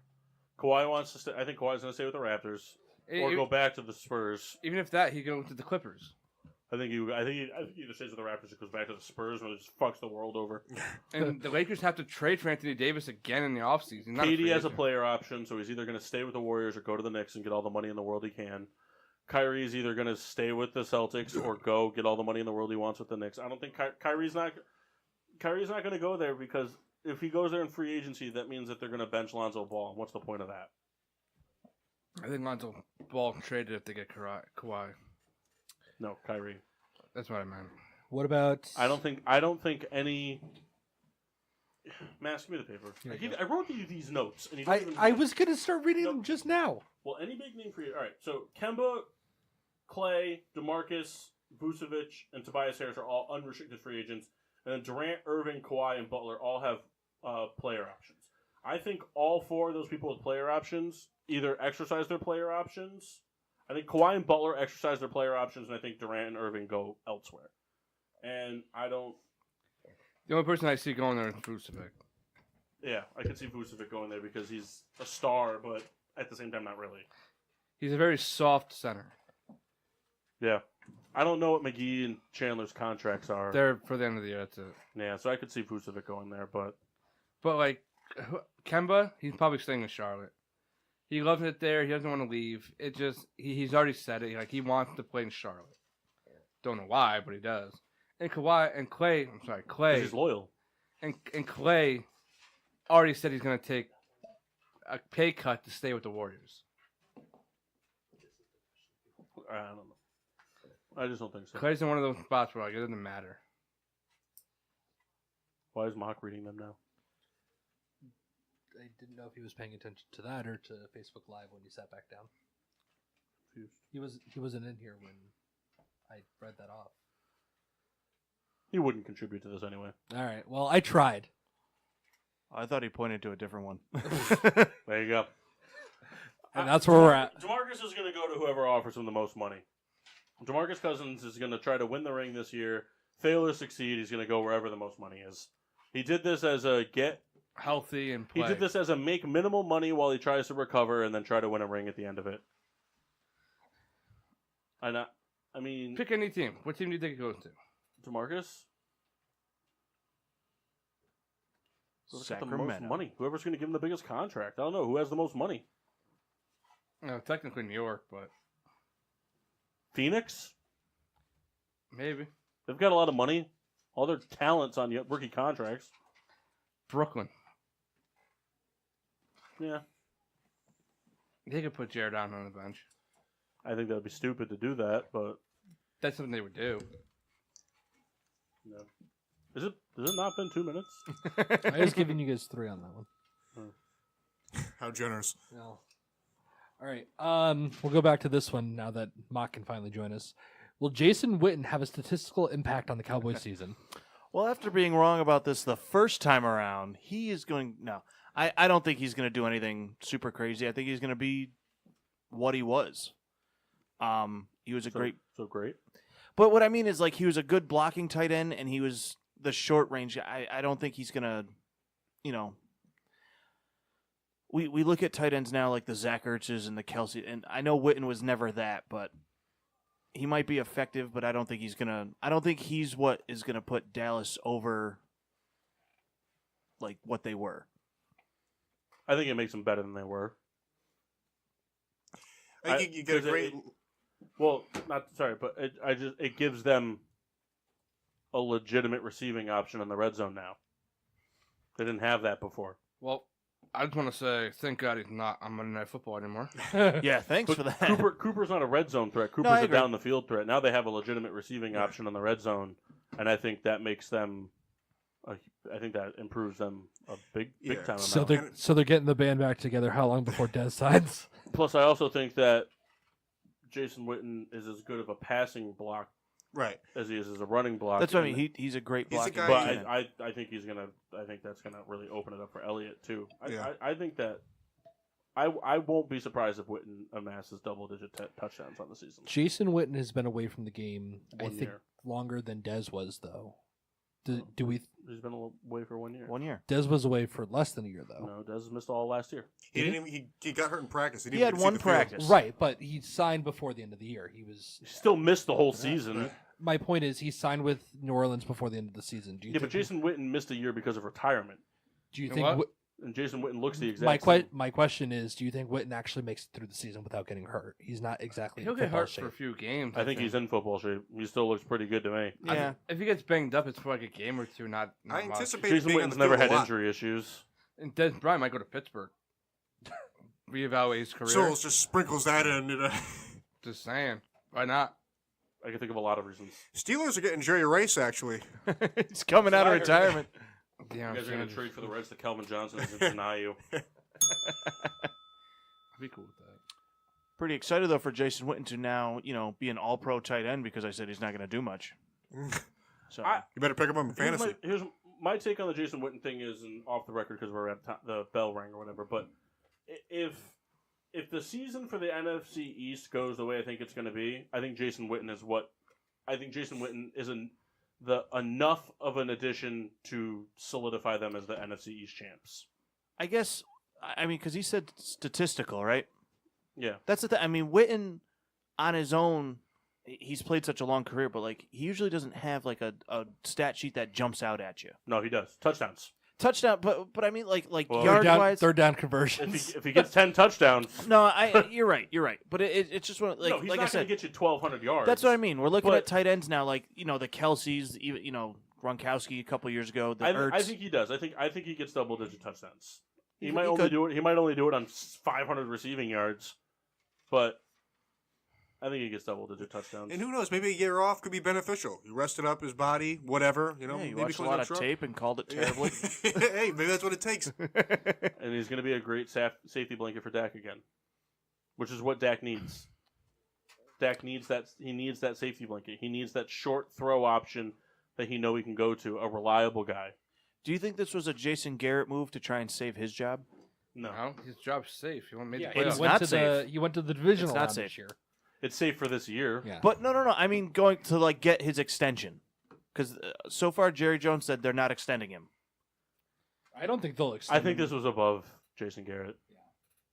But towards the end of last season, Garrett was reaching out to Witten, I'm trying pretty to sure get him to come back. Jason Witten said, "Hey, I want to come back," and they're like, "All right." Yeah. Prove it. I think this was more on Jason Witten. Jerry, I'm about to get fired. You got a job for me? Yeah, come back. Imagine he came back with a different team. What a middle finger to the Cowboys. Titans. So hope Monday night brings in Pat McAfee. That's my vote. I'm bringing some other fucking scrub. All right. Tony Brown. Gross. Go for another quarterback thing. Do the Raiders trade Derek Carr? That wasn't on the list. I know. Stick I to added the it. list. I Stay on say the yes. list. Spent an hour. I reading think those they lists, get Kyler Murray. reading those stats. He hasn't read a single one of them. All right. So you said yes. No. I think they get Kyler Murray, and I think they trade Derek Carr. Now that they trade Derek Carr. I don't think they trade Derek Carr because I don't think anyone's going to trade for him. That's not true. The Jaguars. Would you rather have Derek Carr or Nick Foles? But the Jaguars are going to sign Foles. I think they want Foles. The Dolphins won't do it. Yeah, I don't. Washington wants to draft a guy. They've already said it. John Jay. No, but they've already said it. They don't want to trade for a quarterback. They John want to Jay? draft a guy and have Alex Smith when he comes back. I think if Why any have team, you're still paying Alex Smith all this money? Why turn around and then also pay Derek Carr all this money? I think if any team was going to trade for him, it would have been Denver, and they went a different route. I don't think a team is going to trade for Derek. I think if they make Derek Carr open, they're going to be like, other teams are going to be like, okay, what do we have to give? What do you think a fair asking price is? Third, fourth. Third. Maybe a third, yeah. But I mean, I don't think a team's gonna trade for If him. I'm Tennessee, I do it because Marcus Mariota it's a bitch, in my opinion. Yeah, but they said the same thing they did with Jameis. This is your prove it year. Yeah. So why bring in a guy now on your other guy's prove it year? So To what do win. you? But you already said this is your prove it year. So you know what? Nah, never mind. Fuck you. We're gonna bring you in and we're gonna have you ride the pine pony. Oh, by the way, we're paying you $18 million a year because it's your player option. I'm just saying, like, I personally think that, like, teams... Would that be a good move though for the Tennessee Titans to pay two quarterbacks $18 million a year No. while they have all these other things they desperately need to fix? I just don't... like. They're not going to win with Mariota, and I think they finally realized I that. understand that, but they're not going to do anything about it now. Patriots have traded It's the for Derek same. Carr. It's the Nick Foles concept. I mean, why if other teams? Why would they not franchise tag Nick Foles and give him the $20 million? Look at the Eagles. Yeah. They have Carson Wentz. Okay, but he's Carson Wentz is making the same injured argument. and Nick Foles wins in the playoffs. We all know John Elway's going to get him, and he's got this big collection of quarterbacks that we. If this one doesn't work, I'll play this one. No, he doesn't work, I'll play that. Guy. Honestly, John Elway is doing his best to make sure he remains the best quarterback in Broncos history. Yeah, exactly. He's doing a good job. I think he's a Raider. I do too. I just don't think that the market's going to be there, and I think Gruden's going to ask way too much, and he's going to want, a it's second not or. Gruden, it's Mayock. But what I mean, like they're going to I don't ask think for way Mayock's too gonna much. do it either. I think Mayock is just there for the talent valuation. I don't think he's there for anything else. Mayock's there to draft. Yeah, That's it. Because Gruden can't do it. I don't think the market is going to The develop. Raiders realized, oh shit, What about we got Cincinnati? 3 first-round picks. What And about we have Cincinnati? John Gruden drafting. Dalton's a Fuck free that. agent. What the fuck are they going to do? They have nobody. I still Say it again. I didn't hear what you said. Cincinnati. They don't have a free... Dalton's a free agent. I still don't think so. It's too late for them to draft a quarterback because after that, they're all just like grooming guys. But again, I think that a team like the Bengals, that Derek Carr's not going to make them a contending team. I think So they will. Is he I above or below the Dalton line? I think he's above, but He's at it. I think He's better than at the Dalton. Dalton It's the line. Dalton I think Carr he's better line. than Dalton, but he's at the Dalton line. I guess that's right. He's at it now with more upside. But I mean, I don't think if they trade for Derek Carr, it makes him a contending team where the Bengals are a team that's on the downswing. Phillip Rivers has proven that he has the statistic capabilities to be up there with like Andrew Luck and Drew Brees and all these quarterbacks every single year, but would you put him on the Drew Brees line? Not Drew Brees, that's too good of a quarterback, but would you put him on the Ben Roethlisberger line? I don't know. That's a tough question. No, you wouldn't. If you have to say it's a tough question, you wouldn't do it. Well, you said statistically. No, I said that he has the statistic capabilities of being up there. But would you put him on the Ben line? No, because he hasn't won the big game. Okay. I think Derek Carr is better than Andy Dalton, but he's on Andy Dalton's line. Yeah. Because he hasn't proven anything. Yeah, it's the Dalton Carr line. I think Dalton would be a lot better if they got rid of Marvin Lewis 40 years ago. Yep. Even Miami could use him. Miami's not going to do it. Miami's already said they're tanking for Teo. They're not going to do it. That's stupid. He's going to suck. That's okay. That very well may be the case. But why be like, yeah, we're going to tank this year, but we're going to go out and get a franchise quarterback to tank with? I mean, that doesn't make any sense. Because you could start right now. I think he's a Raider. Why I think risk that Tua when you can get... They're rebuilding for Vegas. Yeah. If they get rid of Carr now, that puts the rebuild another year down the line at least. Unless they get Kyler, and then, which is Kyler Murray's not going to be good. He's not going. Yeah, but like they said, John Gruden loves him. John Gruden takes who he loves. John Gruden also loves 35-year-old defensemen, and none of them have ever panned out. Exactly. So then, what's the point? Is that John Gruden plays his poker hand, and he's not very good at it. So what he wants, he gets. No, Bleacher Report posted a thing today about John Gruden playing poker. Was it Jason LaCanfora? Listen. I think that Gruden is open to trading anybody on that roster. Anybody is available. There's no untouchable player on the Raiders roster. He traded Khalil Mack, and he traded Amari Cooper. Those were two cornerstone pieces of that team that he shipped out. Everybody's available. So if a team calls, like you're saying, like the Dolphins, even the Jaguars, if they don't sign Foles, and say, hey, we'll give you our second round, whatever, then yeah, he's going to trade him. But I don't think it's going to happen. I think every person on that team is available. And I think Gruden likes Derek Carr more than the media lets on to. Yes, I agree. This just in: the New York Giants have traded for Derek Carr. Wouldn't hate it, but then you can't play Eli this year. Oh no, of course not. If the Giants traded for another starting quarterback, there's no Giants fan in the world anymore that cares about Eli. They all don't care about him anymore. That's not true. They'd all be fine with him not starting. If they got somebody that was just as good as Eli, or they would be fine with him not starting. That's not true because Eli is not the problem on the Giants. You're bedwetting about you bedwet about Russell Wilson. Oh yeah, that's my dream situation. Mark, there's a 1% chance you get Russell Wilson. Fuck Eli Manning. I said that before that happened. That's just my dream. All right, let's do one more. We got two more. We got time for one more. Who has the bigger impact with the new team, Bell or Brown? Huh. Regardless of where they sign, obviously. Bell. All right, that's it. Moving on. Bell. Brown's dependent on a quarterback. That's I'm trying to speculate. Bell is in my head dependent on a quickly. line. Bell's dependent on the quarterback. If you trade Bell, if Brown were to go to the Titans, for example, Brown does not have the success he's had with the Steelers. But see, I also think Bell is dependent on going to a team with a decent offensive line and a quarterback. No, because Bell can be an elite receiving back. You don't need to be a good quarterback. Mock, you could throw passes to Bell. I think Mock's elite, though. I would put myself in that category. He's the only one that would put himself in that category. As soon as he said he was in on himself, I'm out. But that's the thing. You don't need a good quarterback to throw passes. I mean, Jay Cutler threw passes to Matt Forte. He was damn good at it. And retired Jay Cutler is the greatest thing ever. I don't know if you've watched any of those videos that Smoking Jay Cutler. Oh my god, it's the greatest. All right, well, let's move on. Let's do the last one since Kyle left. Does Harper taking low per year number pave the way for Trout in Philly? I don't think so. I think that's the Phillies' goal, but I don't think he ends up being there. I think he stays in LA. I'm sorry, he didn't take lower per. He just took a longer contract. No, lower, but it's lower per year numbers. I understand that, but even if Trout is available, 25.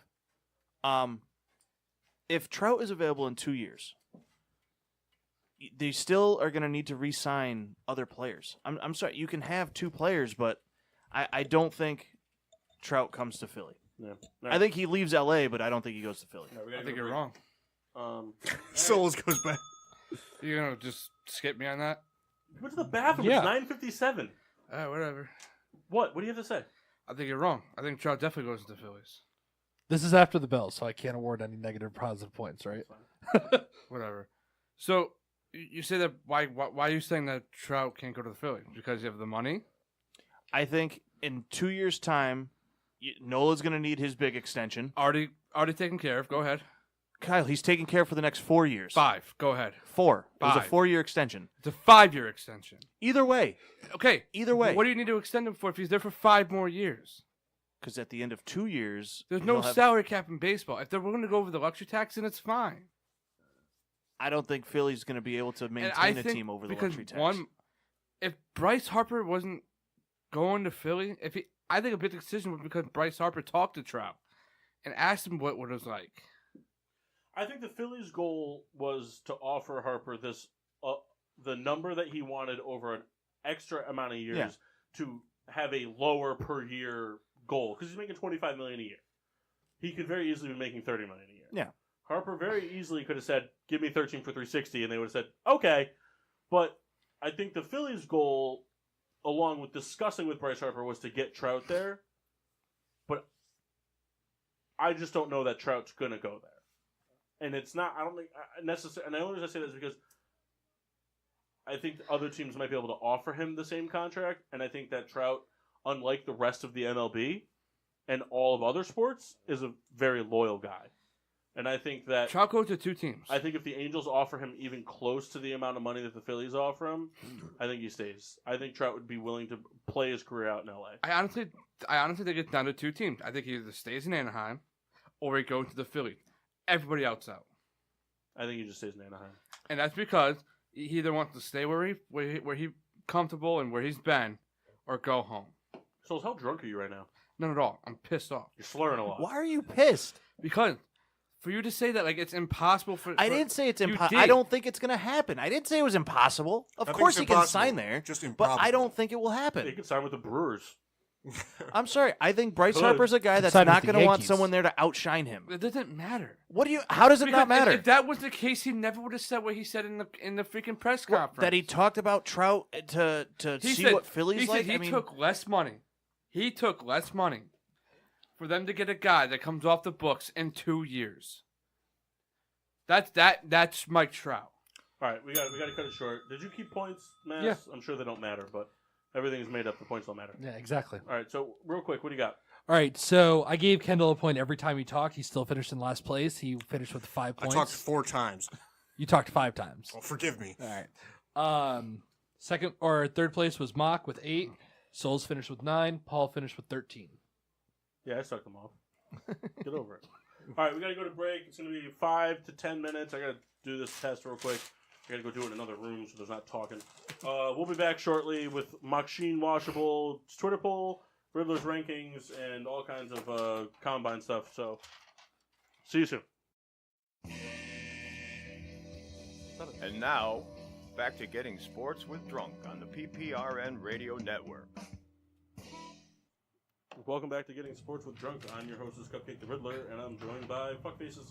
Exactly, Kyle, because All right, Kyle, let's tell the fans what you did. I, during the break, bought myself a Bryce Harper jersey. Kyle, how intoxicated are you? Scale of 1 to 10. 9. Yep, figured. All right. He's at the point where he couldn't even read his own credit card. Quick around the horn? No, Kyle's just Everything? not good at doing 2 things at once like that. Okay. Kyle's very good at multitasking, but not when it comes to like reading and typing. Let me tell you this. If it comes to reading, very below par. Kyle can make you 16 cheeseburgers, 45 nuggets, 2 large fries, take your order, use a coupon, and take your credit card all at the same time. Kyle could also watch 9 sports at one time and tell you the leading receiver on every team. Kyle can't read. I'm not even going to take offense I'm to just that. impressed at that point. Was that a no to the around the horn? All right, but like I can't read. I mean, Did you score under a 9 on the Wonderlic? Well, I already promised Paul that in Philadelphia he's getting a Reese Allison jersey, and I promised him that. No, jersey. No, jersey. I don't want a jersey. So, the first thing I hear when I come down, I can't read. Like, is this just an admission? Also around the horn. It's So not it's- my fault. so let's move that mic closer to you. I don't remember if I was taught or not. How to read? You were taught. That's not the problem. I think I was taught how to read the television. No, you were taught to read. It's probably the memory. You know, you were definitely taught. Well, like it's just like I can't do big words. You'll find out. That's all right. I mean, I can do blue fish, green fish, red fish. So you're like Dr. Seuss, is what you're saying. Dr. Swice. Dr. Swice, like the rip-off version. Dr. Souls. No, I'm being dead ass. If you read around the world, his real name is Dr. Swice. If you read around the world, It is Dr. Swice, though. it is Dr. Swice. Now, Yeah. It's like, in Europe, it's Adios. now Well, why? that's why the pronounce. That's how you pronounce it. is he not? Adidas, He's but not, it's not. not an American 'Cause author. in America, it's Adidas. It'll never be Adios. It's like, it's one of those things where it's like, in a lot of other countries, it's Swice. Just like in a lot of other countries, it's Adios. Now, what's the real terms for that? Hmm? What's the real word for that? For what? Adios. It's Adidas. But is Dr. That's what we Seuss call not an Adidas. American author, or Just like storyteller? in Europe, they call it Nike. Wow, Do they really? suck. Yeah. They're wrong. I'm gonna hang. That's not true. They're wrong. At least when I was in the Nike store in the Czech Republic, they didn't. Czech Republic's not a real country. Yes, it is. It's a republic. It's a country. It's a republic. But it's not a country. Speaking of A lot of European countries call it Nike. A lot of them. Speaking of Czech Republic, Mark, you going there? Yes. Square. All right. So Moving on. Hopefully, Twitter you'll be Twitter poll. tuning into us. Pull that up. I didn't get the privates. Well, not the privates. Because you chose to sit at a different table. I didn't choose. It was the We way this. annexed you. This is You the were cool actually very table. excited to sit at the other table. That's why I that's sat why at a different Rebecca table back sits- in the old studio. That's why Rebecca sits where she does, because she wants to be cool, but she feels bad for you because you didn't get vaccinated, so you're autistic. Rika also didn't drink her llama beer. I was She's vaccinated never gonna drink it. I got her an orange cat beer one time, and it sat on Kendall's kitchen table for 6 weeks. until I drank it. You know, No, I I have to drink drink it. You drank it? There's other ones. It's a beer, doesn't mean you drink it. No, I just thought Ass I'd. face. But so can I have Just the peach, please? No. Well, then what do you want me to do? We'll send it back. I thought Sosa was going to give it to me first so I could send it back, but Did you bring up the Twitter didn't poll? work out that way. Yeah, I got it here. So we kind of talked about it a little bit before, but the Twitter poll I posted was that now that Bryce Harper is a member of the Phillies, does this make them the favorite out of the NL? 100% yes. How many votes? 3. Were But- they all souls? No, we had some people comment, and I know a couple people said, with the other acquisitions they made, yes, it wasn't Bryce Harper alone, but a lot of the people that were responding were saying But that. I keep saying, like, Gene Segura is the most underrated pickup of the whole year. God, that's the first time I've heard you say that. That's not true. Not true at all. The guy hits over 300. The guy fucking steals bases. He does all the little things right. He was just on the Mariners last year, so you didn't know. That's true. I'm being serious. Like, he's really that good. Like, he just never gets the recognition because he's not the power guy. This year he bats 127. I guarantee that he'll bat over 300. I was just, No, you made me mad. Here comes those Souls guarantees. I'm sorry, Jed Lowry over there. So he has an MRI. Show some respect. Throw some He's respect getting an on MRI. Jed. Yeah, I sent you guys a text. Did you guys not respond? I didn't get that. Jed Lowry, 2019 stats. 0 games played, 1 MRI. I read that, but I remember at the time I was like, I don't know what this means. It means he's already injured. So, Kendall, were you able to get the Wonderlic done or no? No. It doesn't matter. I would have done one better than Souls or one worse. Oh, I'm sorry. I'm really struggling with it. I've been fighting with it all show, but I'm just going to go for it. So today at Riddler's Rankings, remember we're on a theme here for its Riddler's Rankings for the best athletes, top 5, my top 5 per city. City has to have at least 3 sports teams. So today is the great city of, drumroll, Seattle. Yeah. Why not? Fuck Seattle. Why not? Why Seattle. not California? The city. Well, of- California's state. not a city, Kyle. In the city of Souls. So we're going Seattle. Who knows? So- There wasn't a point to get another private stock shot. So I included the Oklahoma City Thunder into this, but That's fine. it I didn't- agree. But it didn't matter. I agree. But it didn't matter. Sean Kemp. He never played for the Thunder. See you. So anyway, so Riddler's rankings go as followed. At number 5, Steve Largent. Yeah, I got the nod from Kendall. He's seen some film. I have seen some film. Big fan. Number 4, I had to put these guys as a unit. I had to do Gary Payton and Sean Kemp together. So it wasn't wrong. No, but they're like a thing. See, I'm still. Yeah. Okay. Yeah. Number 3. Super. Nope. Number 3, Ichiro. Number 2, Russell Wilson. Number 1, the kid. That's a good list. Only Good list. one change. Kevin Durant. No. Oh. I'll put Ichiro too. Russell Wilson won him a ring I get that, and brought him to 2 Super Bowls. but Ichiro made Mariner baseball relevant again. Russell Wilson made Seattle football relevant again. It was the defense. I mean, he still won 2 Super Bowls. The defense was good, but come on now. Legion of Doom. Boom, first of all. And any defense could have won the Super Bowl with the way the Legion Broncos of played. Doom. Guys, Animal and Hawk really killed it at linebacker, hey, especially with spikes on their fucking shoulder pads. what's wrong with that? A lot of things. It's against all Listen, things. guys, against football. it's just water rush. I'm sorry. Me and Kyle had a pretty spirited Ichiro debate the other day. He got Yeah? so mad at me on the phone. Actually, so it's off topic, but not really. So I don't know if any of you guys got a chance to watch it, but But the yesterday, kid, though, fantastic pick. yeah, Kyle, he's number 1, and that's what the segment is about right now. This little tiny brief anecdote. You're a good guy. So yesterday, Sundays, I have a daughter, stepdaughter, whatever. So I watch her on Sundays, usually because mom works and other people have things going on, so I usually watch her for a brief period of time. So yesterday she took a nap, so I watched that movie Tag. Any of you guys seen it? Jeremy No, Renner. not yet. I want So to. it's Though. with Ed Holmes from The Office, Jeremy Renner, And John Vorcevic. Hannibal Buress, and then the guy from New Girl is in it, and then some other guy, I can't remember what he's from, and then Isla Fisher. My goodness. She wears some very low-cut dresses. High five. Yeah. Anyway, but I thought of Kyle because there was these two characters in the movie. They're talking about when they were kids, they were fighting over the same girl throughout their entire youth, and they're still fighting about her now because she makes an appearance. And they're like, "You know I'm always right." And he's like, because he's telling her to go shoot a shot or whatever. He's like, "You're not always right. I'm always right.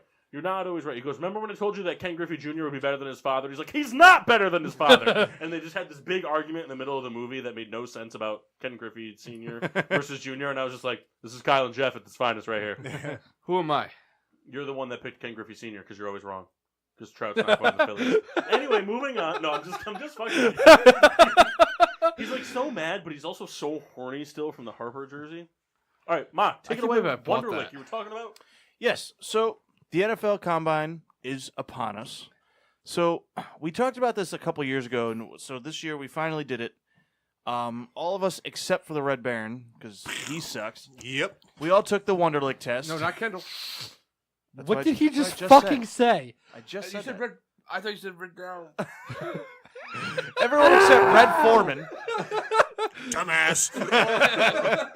But but no, we all took the Wonderlic this past God. weekend, and I took mine today. yep, Rita weighed in, but we're I'm not going to read so her scores. stupid. So if we real quick go I would around, say we should make her scores the Red Baron scores, but no shot Yeah, he would no. score Yeah, that. she has a superior intellect than I do. so the only one, I mean, I don't unless Paul said it when I stepped out. What was your score, Riddler? I have a screenshot of it. Yeah, I took one of mine too.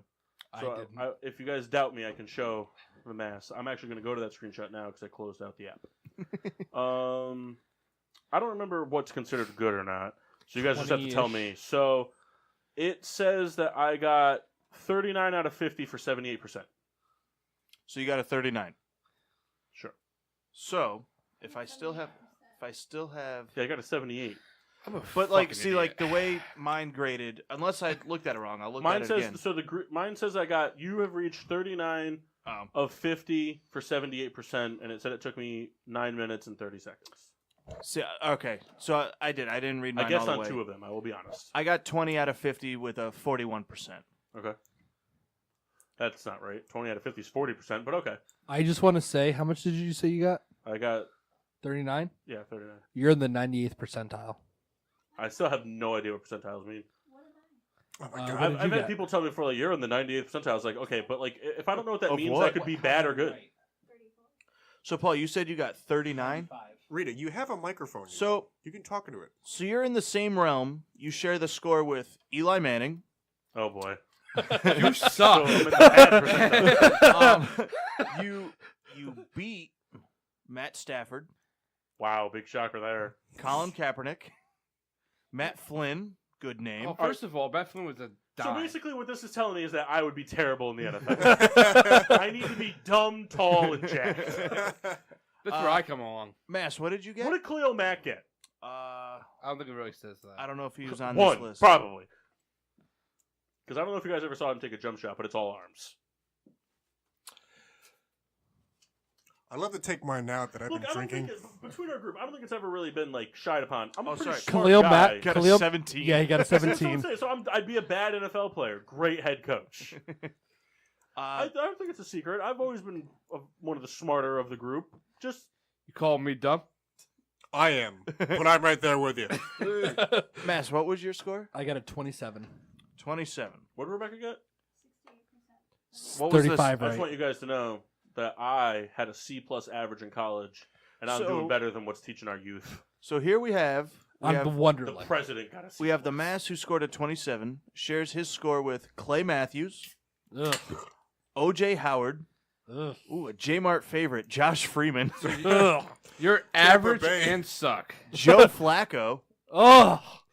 You just suck. Oh my god.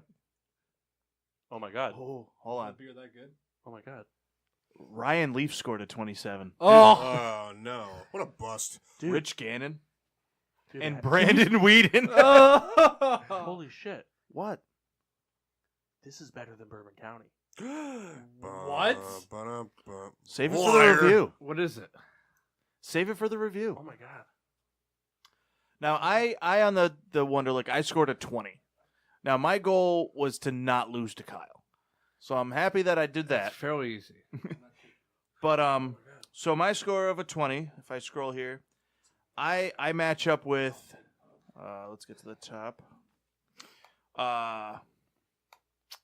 Ryan Shazier, Fantastic. Deshaun Watson, Pretty good. Teddy Bridgewater, Sucks. Derek Carr,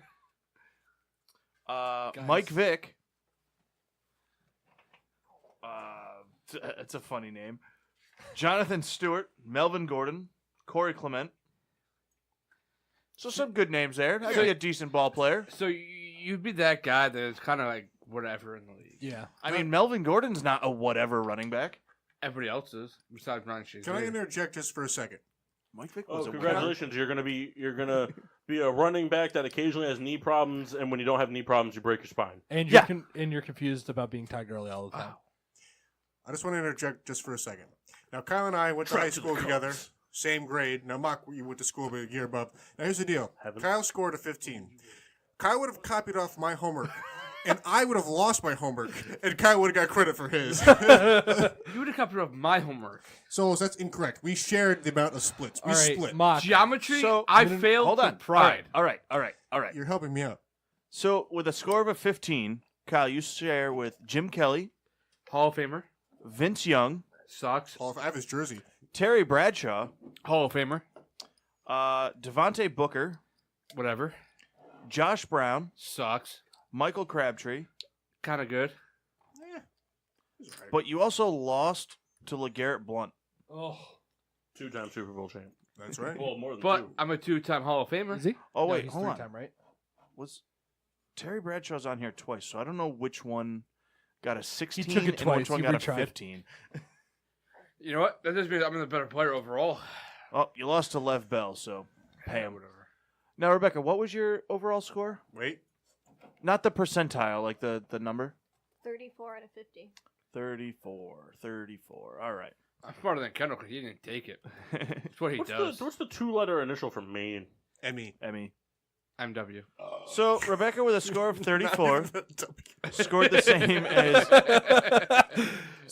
as Luke Kuechly, Good. good ball player.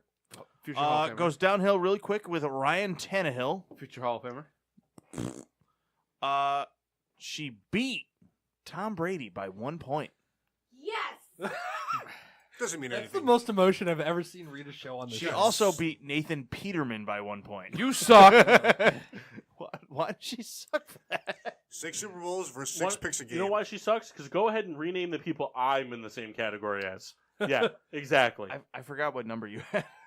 Better than her. 30, That's all that matters. 39. And it's screenshotted if anyone wants to verify. I'm not saying you're. I'll post it on. God. I'll post it. Rebecca, you lost to Post Jason it on the Garrett. Getting Sports with Drunk Instagram. You can't clap. You know what, though? I might have got a 15, but I'm pretty confident. Pump confident. I'm a pretty good guy. No. Mock, check your phone. So no. So that was our Wonderlic. Hey, you know what? Jeff didn't do his. Yeah, that's true. Jeff is usually You pretty know good what? on tests, so he was probably would have done pretty well. fantastic on the reading.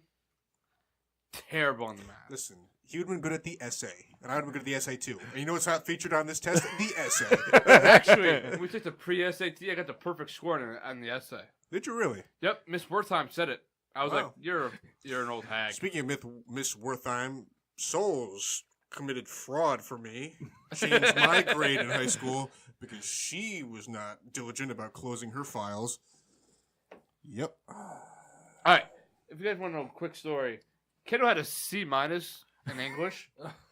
I went into her grade book and gave him a B+. That's actually Alright. pretty impressive. It was junior year, right? Yep. Yep. I had an A- in general English. Were you, sucked. were you just helping out and changed it, or did Well, you it was open. I was like, "What's Kendall's grade? C-? He's gonna get a B." Did me a favor.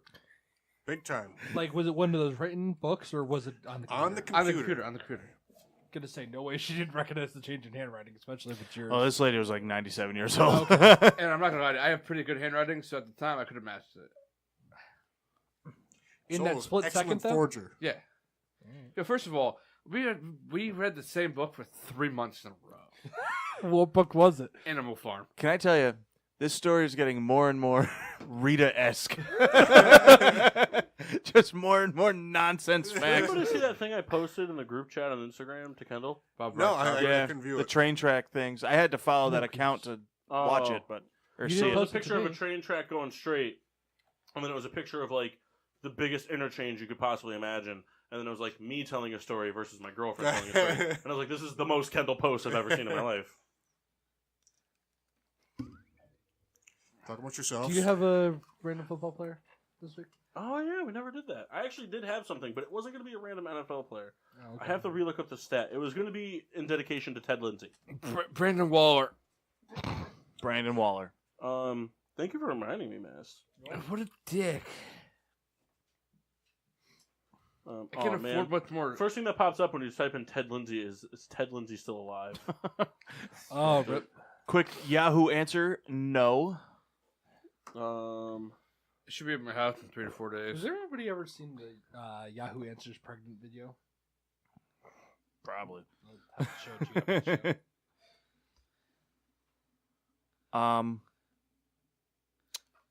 I wish we Okay. set up our own combine. We keep talking about it. I'd This, do it this in a summer we got to heartbeat. do the pass Look, punt I kick. have expressed that I would be willing to do it. I know. I think this upcoming spring we should put together the money from everybody. Everybody should pitch in. We should get a WWE championship belt or one of those custom ones. We can get a custom one with our Yeah. logo on it. And then everyone chips in, and once a month we do some sort of athletic thing, and the winner perfect gets the belt. cartwheel. No, not like that. I know, I'm We're being not funny. Creed. Can I wear my But, like, Sam Bradford jersey every time? No, Yeah, that's fine. no, But I burn mean, that. But it could be something like I think it should be like kind of like a track and field type event, not like track and field, but I mean, I got something you. Like, something like okay, Because like, Kyle ain't heard of no, no like- things. like everyone takes 10 free throws. We do 10 slow pitch softball hits for the fences, you know, and it's like and things like that. And then because it'd be great. Imagine we all miss every free throw, nobody hits a home run, and we all get heart attacks trying to sprint for a 40-yard dash. It would be fantastic. The winner would be Kendall because he's probably going to die the soonest. Who anyway. would win the 40-yard dash? Oh, Kendall would win, but that's because he wouldn't give up. Kendall would chop his own dick off and throw it past the finish line just to win. Who would win the free throws? Me. Probably Jeff. No. Actually, Mass. Here's the thing. What? I'm Matthew pretty. I'm Wills, pretty he's good like- from the stripe. Pretty good from the stripe. All right. I think Paul. In honor of Ted Lindsay, I want you guys to take this. Rest in peace. I'm going to give you guys the slogan about him and his nickname. Okay. The slogan about him was "Badass on the ice, gentleman off," and his old nickname was Old Scarface.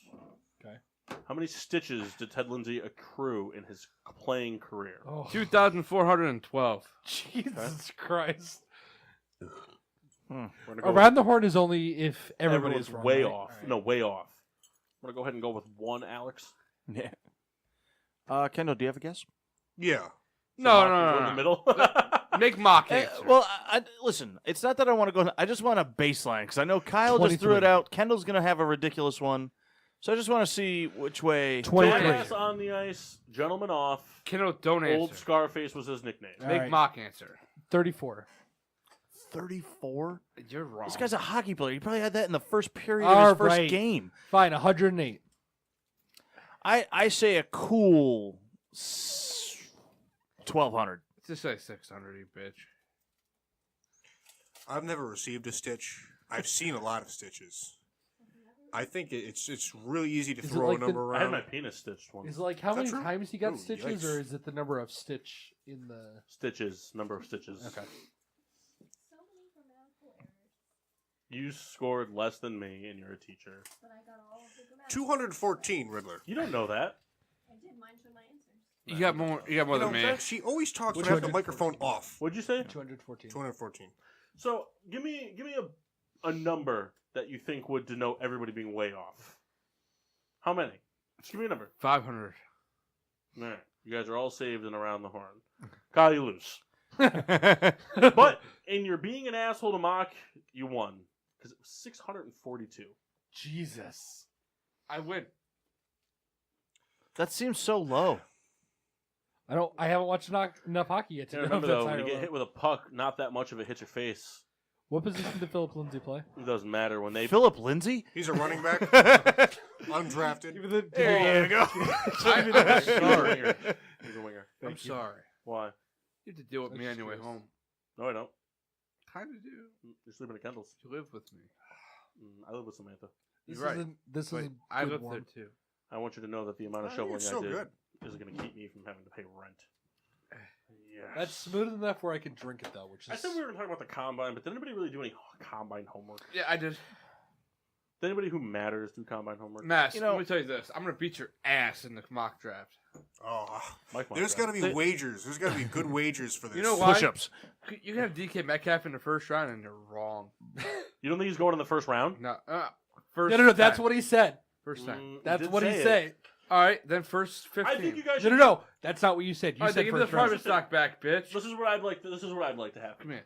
I think so. Kyle wants to do it where it's a point if the player is drafted at that position, half a point if the team drafts him, I don't Correct, care how correct. the Right. fuck we do this. and Mass wants to include trades. I think you guys should do. I didn't say include trades. Yes, you did last Did I? show when we were off the air. You said I Yeah. think we should include trades because trades happen. Blah blah blah. I think you each should come up with your own mock drafts the way you guys want to do it. Every pick you get wrong is a shot of Graves. Oh. No. No, I know what that I won't feels like. participate. Listen, No, you will. Fine, no, fine, Max. fine, And I'll fine. participate. I'll make you one Hold on, better. I'll make you one better. I'll make you one better. No Graves. Kendall will make a mock draft. Everyone he gets wrong, you guys do a shot of private stock. hold No. on, no. Matt. So much. But see, the thing is, That's Kendall would- 32 shots Kendall would apiece. just print out his arch nemesis is the bird. What's his name? He looks like a Oh, you're bird. talking about from yeah. What the fuck's his name? The guy with the gray hair with the sharp, pointy Yeah. nose. Oh my God. Yes, souls. He always does the draft. Fuck's his name? Not Mel Matt. Kiper. Kiper. Mel Mel Kiper. Kiper, Thank yeah, you. Mel God. Kiper. Fuck Mel Kiper first Sounds off. like a bird. I think the way we should do it, to establish it now, if they get to the, if they get drafted by the pick, So if Oakland's picking 7th, I don't know when they're picking. I forgot. Okay, so they're picking 4th. If they're picking 4th and they trade to the Steelers, and the Steelers draft the guy you had the Raiders drafting, you should get a point. yeah, by the number pick, it's a half a point. By the real pick, it's a full point. By the vomit in my car, it's McDonald's. All right, so So by give us your by order the real quick. number, it's a half point. By the team, it's a half point. By both, it's a full point. No. Team full point. That's what I just fucking said. No, it's a half point, you All right. cocksucker. We have a drunk guy and a confused guy, so we're just gonna. If the Raiders are picking fourth and you have them picking DK Metcalf, let's just say that you do. If the Raiders pick DK Metcalf, you get a full point. If the Raiders trade that pick and whoever gets the pick picks DK Metcalf, you get a half point. Yes. That's it. End of story.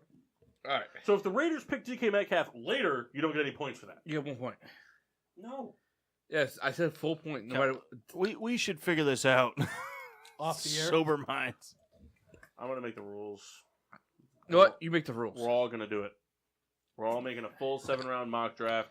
Fuck I'm not doing 7 that. rounds. No, it's got to be full 7 rounds. For every pick you don't make, shot of Graves. Every pick you get wrong, Kendall has to drink a shot of Graves. No problem. Picking all UDFAs for my draft. I'm picking Joe Mixon for every pick. Just don't pick Jeffrey Simmons to the 5th round.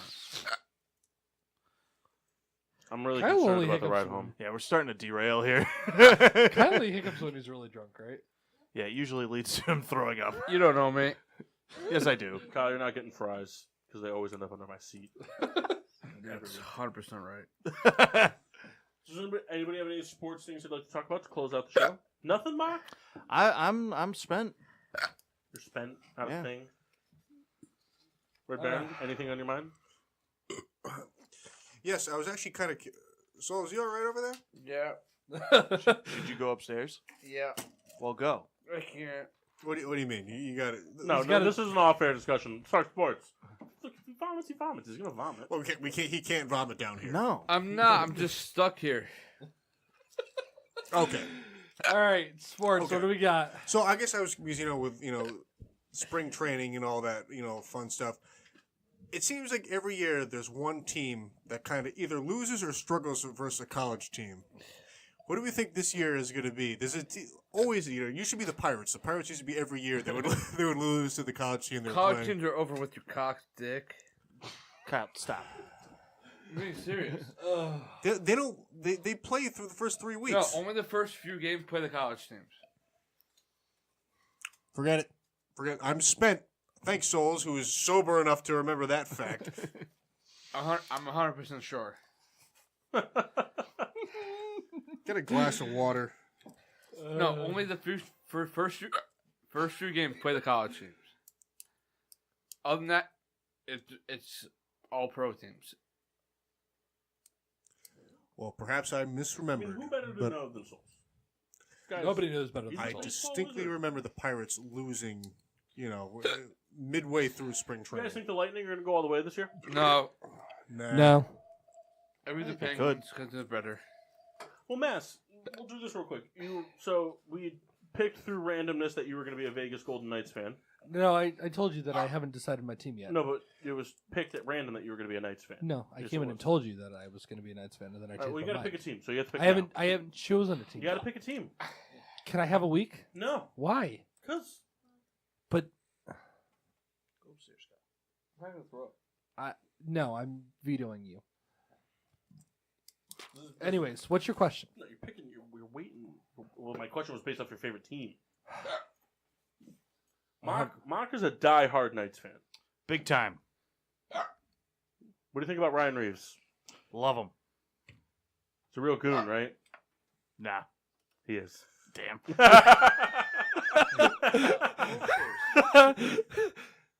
All right, let's we gotta get him outta here. No, he's got to get himself out of here. Be sure to find us on Facebook and Instagram at Getting Sports with Drunk. Twitter is GSWD_4. Let's use the hashtag GSWD for all your daily uses. Whether it's Trout not going to the Phillies or throwing up into your own mouth. Kyle's awake now. Subscribe on Podbean, iTunes, Google Play, and iHeartRadio. We're on Spotify, and we're on PPRN every Monday night from 8 to 11. Wherever you find podcasts and internet radio shows, you find us. Be sure to check out all the other shows on PPRN. Tomorrow, Kendall and I will be on the Peter Pino Show from 7:30 to 10:30. Yeah. He comes back Wednesday nights, mixtape Saturdays, bunch of good stuff happening. Check it out. Anybody who has the PPRN app that's listening, we got to do some maintenance on the app again because I don't know if anybody else did. I got a notification that the Peter Pino Yeah, show past couple was weeks. starting at 7 or whatever. Yeah. I believe everybody has a couple beer reviews to get to, right? Well, let's start off with the Around the Horn review. Not doing Around the Horn. But what did you guys think of the Crown Royal Peach? Kendall? I loved it a lot. You know, it's something that you hear peach a lot of times, way too sweet, too syrupy. Not the case. And I'm gonna buy you another one because this was really abused tonight. And by I bought it for the show. well, I appreciate it, but I'd like to enjoy it with you. Souls, what'd you think of the peach? Great. All right, Mark. I actually liked it, and I typically don't like peach things. You also don't like brown liquor. Yeah. Brown. Who do you work for, Esquire? Mass. The Mass typically doesn't like peach things, nor does he like. What are you guys, the same person? No. No. They like boobs, not butts. Yeah. Wait, no, other way around. Nope. Peaches are butts. I enjoy butts. Continue the review. We got to get Souls out of here. It was very good. I usually don't like whiskey like that, but it was very good. It was something that I could drink. I just think it kept up with the traditional Crown flavors, like the apple and the vanilla and all that. Like sweet flavors that weren't sweet. And Please go outside. I've loved every Crown like flavor. I love every Crown thing that's come out. Somebody I'm should very really happy. go get him a salted bucket. caramel was bad. I like the salted caramel. Oh my! It's just you're a slave to alcohol. That's not true. It was so bad. That's the type of thing that Are you going to get him? probably it would be. I couldn't have a whole bottle. You can't do mixed drinks or whatever. That you can do like a shot or two, but I don't Rebecca, like you may want to I've clear been the very splash zone. happy. Oh, listen, Souls, you can't puke down here. This The is Crown You Reserve. may want to though, clear the those are good. splash zone. Just sharp and go. Beer reviews, Mass. You had 2 different beers today. I had 2 different beers. I started off with the Spectral Beast from Relic Brewing. It was all right. I mean, it was a pretty basic porter, nothing special. I gave it 2.5 out of 3 or 2.5 out of 5 stars. I'd get it again, but it wouldn't be the first beer I go to. 8 Days a Week from Beard Brewing Company. 3 stars. It took me a little while. It was my first American Pale Ale that I tried. Had a little bit of citrus flavors. It took me a little while to get used to it, but once I did, it was very, very good. Fair. I started off with the Next Coast IPA from Goose Island, about $11. I got it special.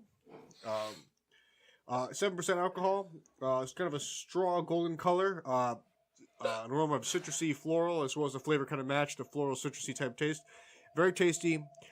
And probably between the Goose Island IPAs, which the second one I realized how many I can never remember. The second IPA they have is just Goose IPA. You should not be drinking any more of that. I preferred this to that, and awesome bottle design. I loved it. Very drinkable. Hits the juicy notes just like we predicted. I gave it 3 stars. Would have it again, sure. And then I closed out today with Crucial Mass from Mock's collection here from Counterweight, 8%. Straw color, kind of like a bread earthy aroma with a citrusy earthy flavor. A little heavy. I feel like this would be really good on draft rather than can. I don't know why I said that, but I feel that way. There's a sweetness to it. I'd give that to a 3 stars, and I'd maybe get it again. Mark, can you give a beer review? No. Oh, Panca Blanca. All right, how was it? Pretty good, actually. Would you get it again? Yeah. How many stars? 4. 4 out of 5? Yep. Wow. How much you have? 2, 1.5, 3/4. A lot of private stock tonight. That's the problem when the private stock tastes good. Yeah. Drink more of it. Would I get it again? Oh, yeah. All right, Oh, yeah. I started off with the Buddy Sprinkle Saves the Day IPA from Ken Falls Brewing. Straw colored, citrusy and floral notes. Same with the taste. It was very hazy and bitter. Had a very smooth taste with a nice bite at the end of it, which is what I kind of like on an IPA. I gave it 3.5, and I said, sure, I would get it again. I followed that up with the Space in Between, which is an undefined ale from Lawson's. Same people who make Sip of Sunshine. Straw colored, bread and grainy aromas, flavor. I couldn't really define it, which is funny because it's undefined. I just said it was, Souls is finally traveling. I just said it was average. You know, it was like a serviceable beer. I gave it 2.5 stars. Like, I'd drink it again, but I wouldn't buy it again. You know. Is he gonna be okay going I upstairs? finished off with the Gunner's Daughter's Milk Stout from Mass Landing out of Westbrook, Maine. Dark brown, coffee and chocolatey aroma, coffee and chocolatey taste. Absolutely amazing. Close to the best beer I've ever had. After drinking, after drinking more of it, it's on par with Bourbon County. The first sip really wowed me, and as I drink it, it didn't get worse, but it's on par with Bourbon County. Plateaued, kind of? Plateaued.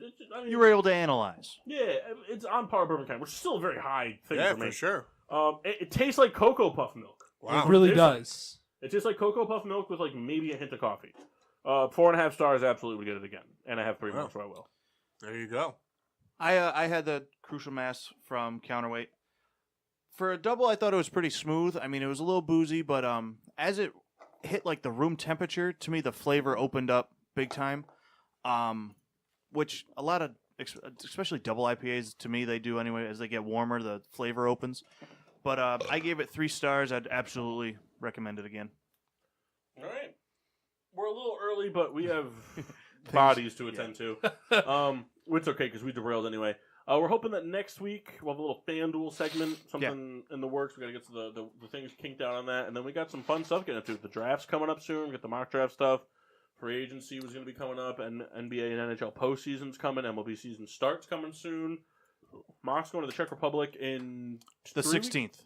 The 16th. So Next week's my last show for 2 weeks. So we got to do something big for Mock. I'm thinking Hennessy straight. Oh, hey, we And got we plenty funnel of it into his face or his butt, one or the other. Both. We're hoping that you're going to join us on Skype, though, right? I'm gonna try to Skype in. What time is it there for Skype? They're 8 p.m. then? 6 hours ahead, so 2 a.m. Yeah. So could you do 2 to 5? I don't know if I would do the whole show, but I'm gonna try and get in there. All right, that sounds good. All right, well, we'll figure it all out. Yeah, Things can be worked out. But until next week, I'm your host of Cupcake the Riddler, I'm Mark. Machcine Washable. Yep. I'm the Masker's Massey. Souls is thrown up. And I'm the Red Baron. Yeah.